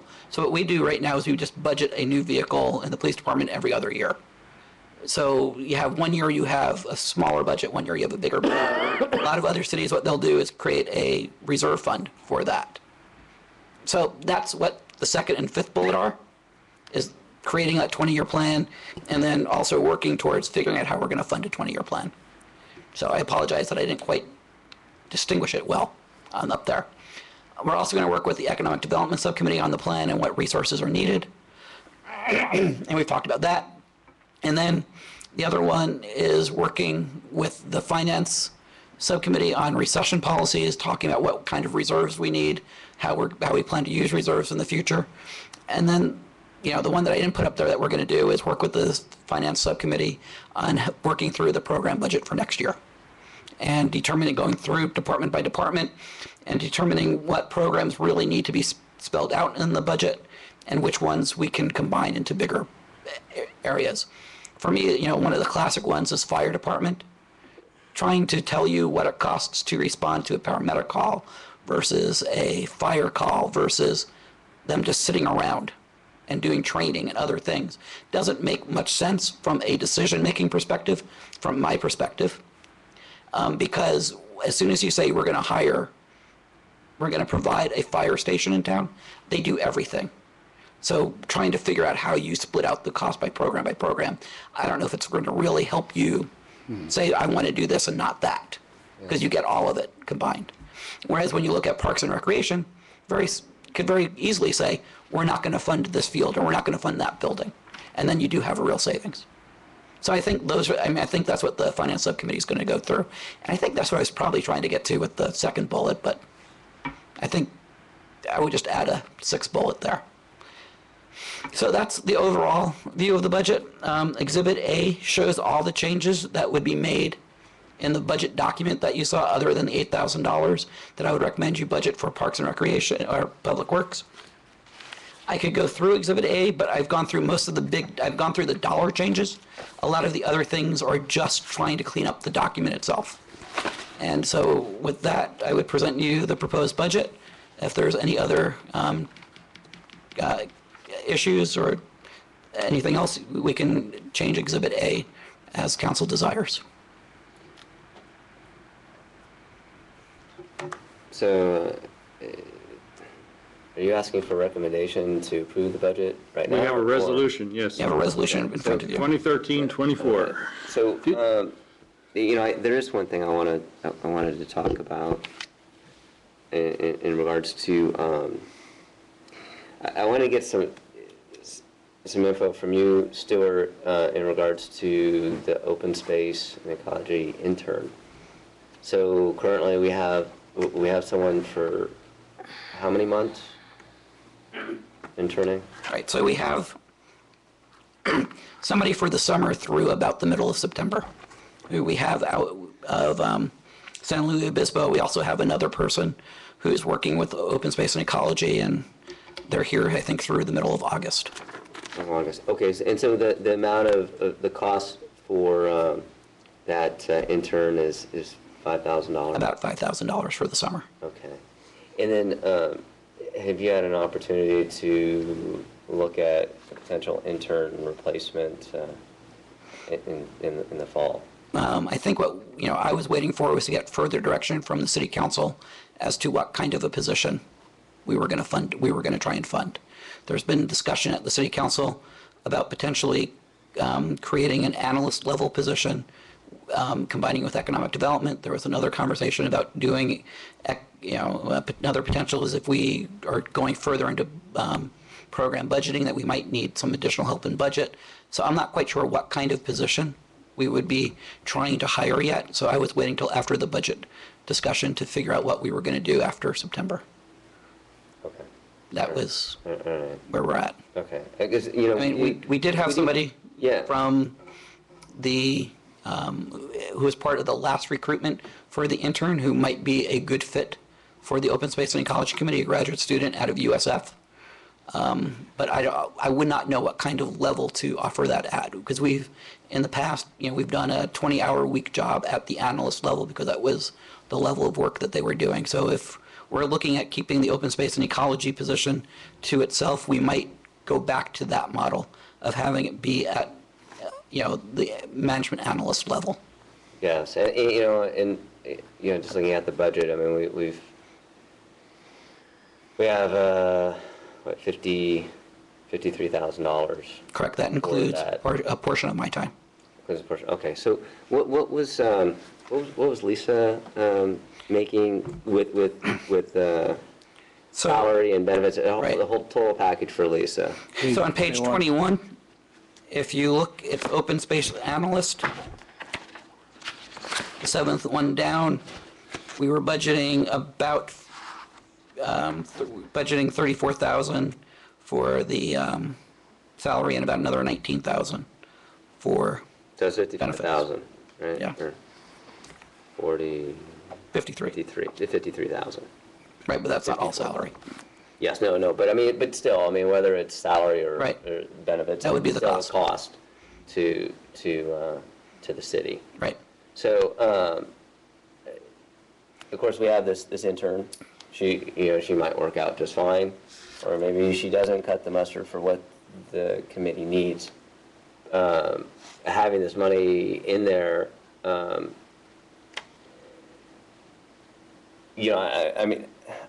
not sure if that money is well spent at this time for the part-time person that's kind of a full-time person for the Open Space and Ecology Committee.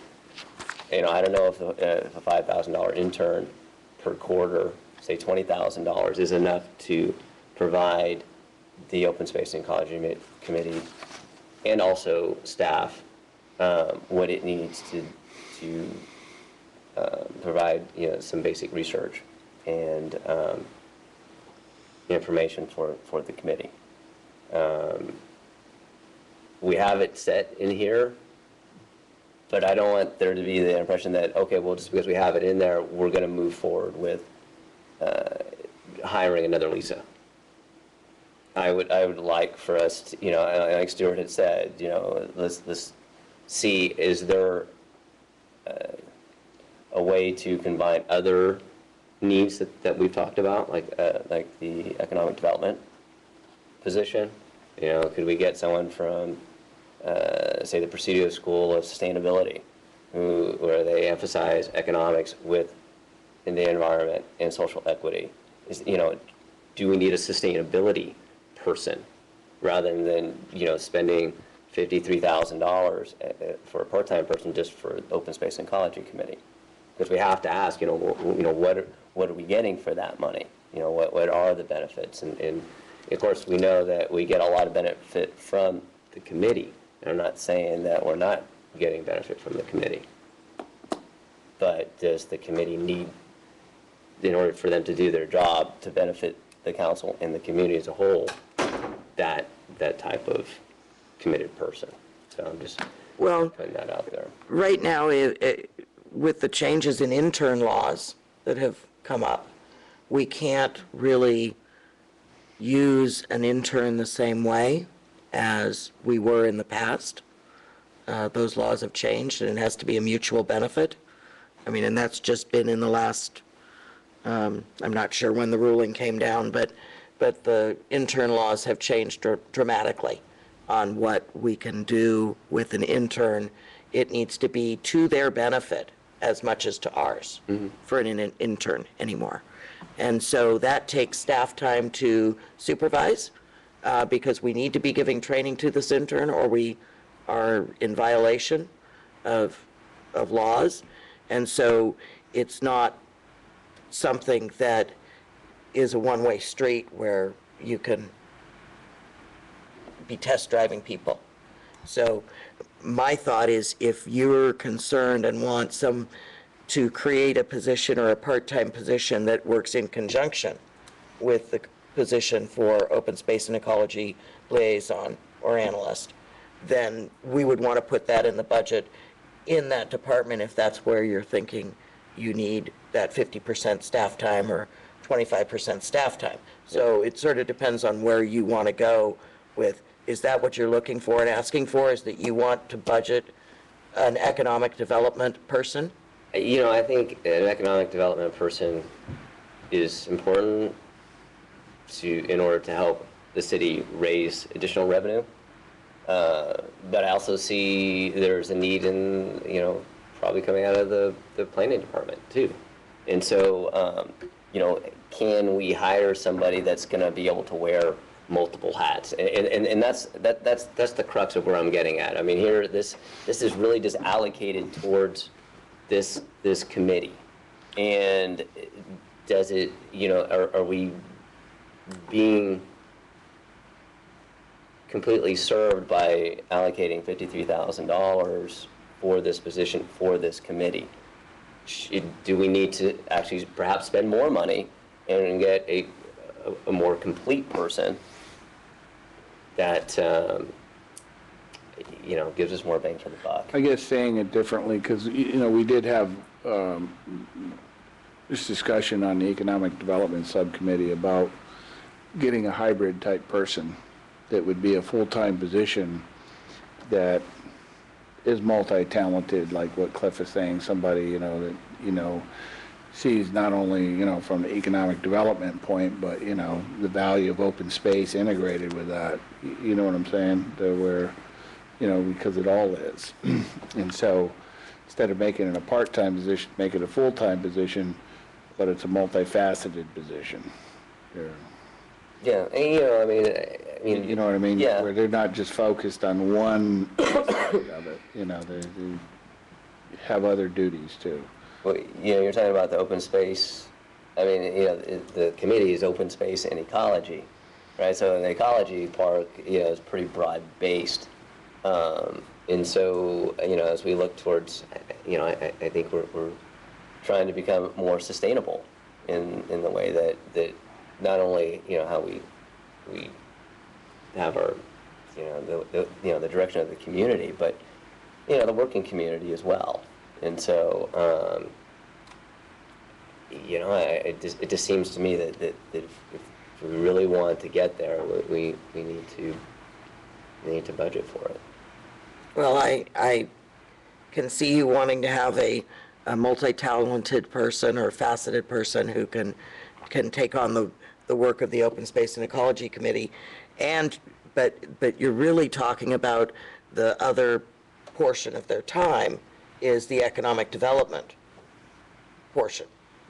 And so if you're looking to add a person in that position or a part-time person in that position, I think it should be listed as such and not as, oh, well, let's just hire a more qualified person for this committee and label it that way. You know, and how we Stuart, you have any recommendations?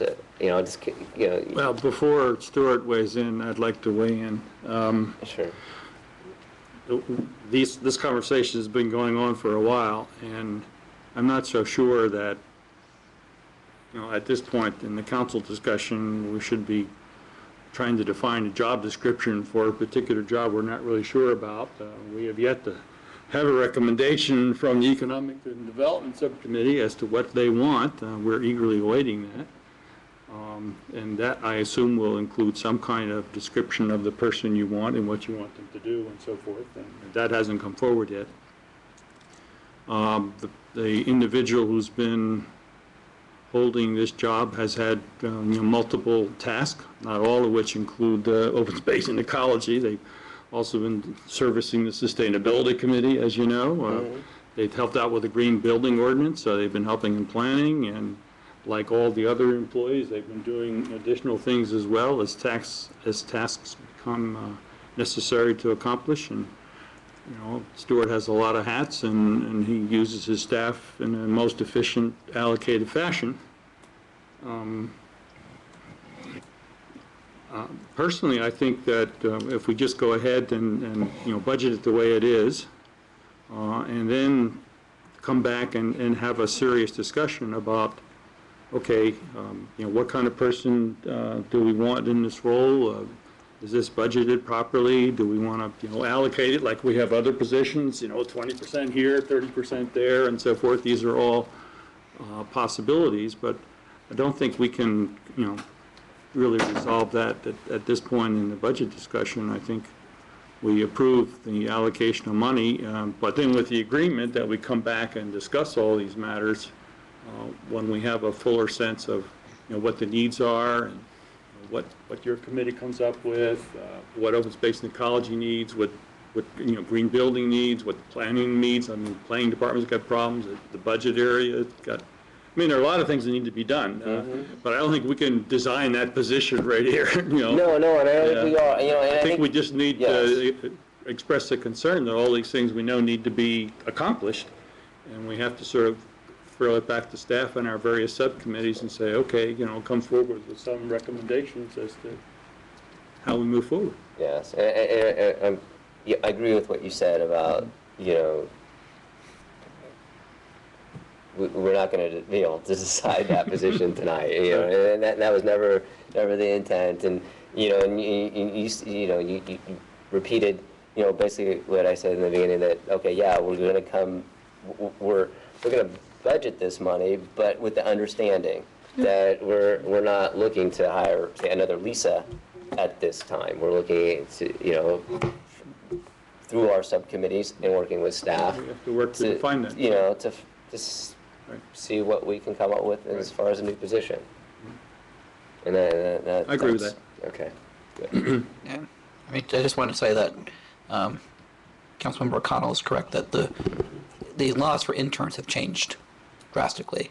How you use an unpaid intern has to be for the benefit of the person. We pay, we're paying our interns, so we don't quite fit under that particular ruling because we are paying. So we are able to use them to do work for the city.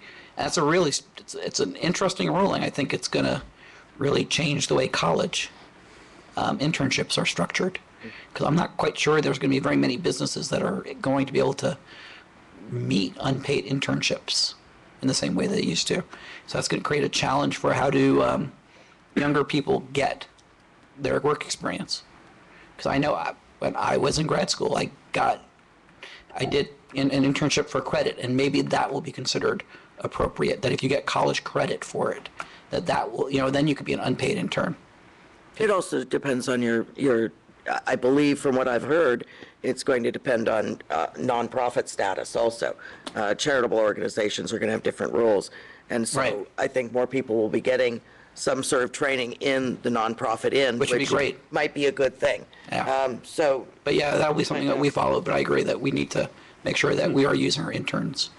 Yeah, well, I Correctly. think, the intent of this set of rules is positive because, having been in the academic world where you supervise a lot of interns and you get a lot of feedback, and there are a lot of places that just use the interns as essentially slave labor. I mean, that's Yes. just been what was happening. That was the joke we used. Yeah, and When that's been you known can for free the years. slaves. And so, I mean, the point of this is good, is a good one, I think.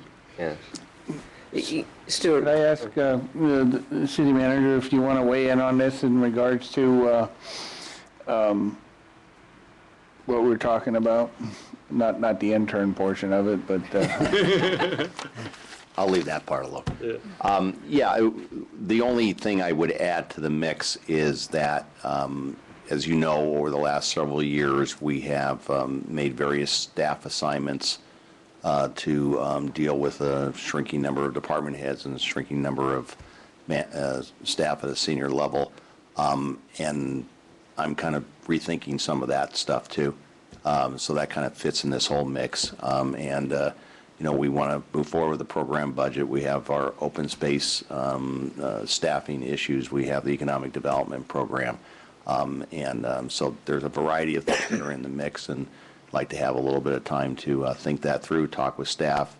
The other piece that has been mentioned is that, we're need to be starting to think about gearing up in the whole planning area also. So trying to put all those pieces together, what makes the most sense and what makes the most sense in terms of staff assignments. So I think we're poised to be able to do that now, but I'd like to really have some time over the summer to kind of really think that through.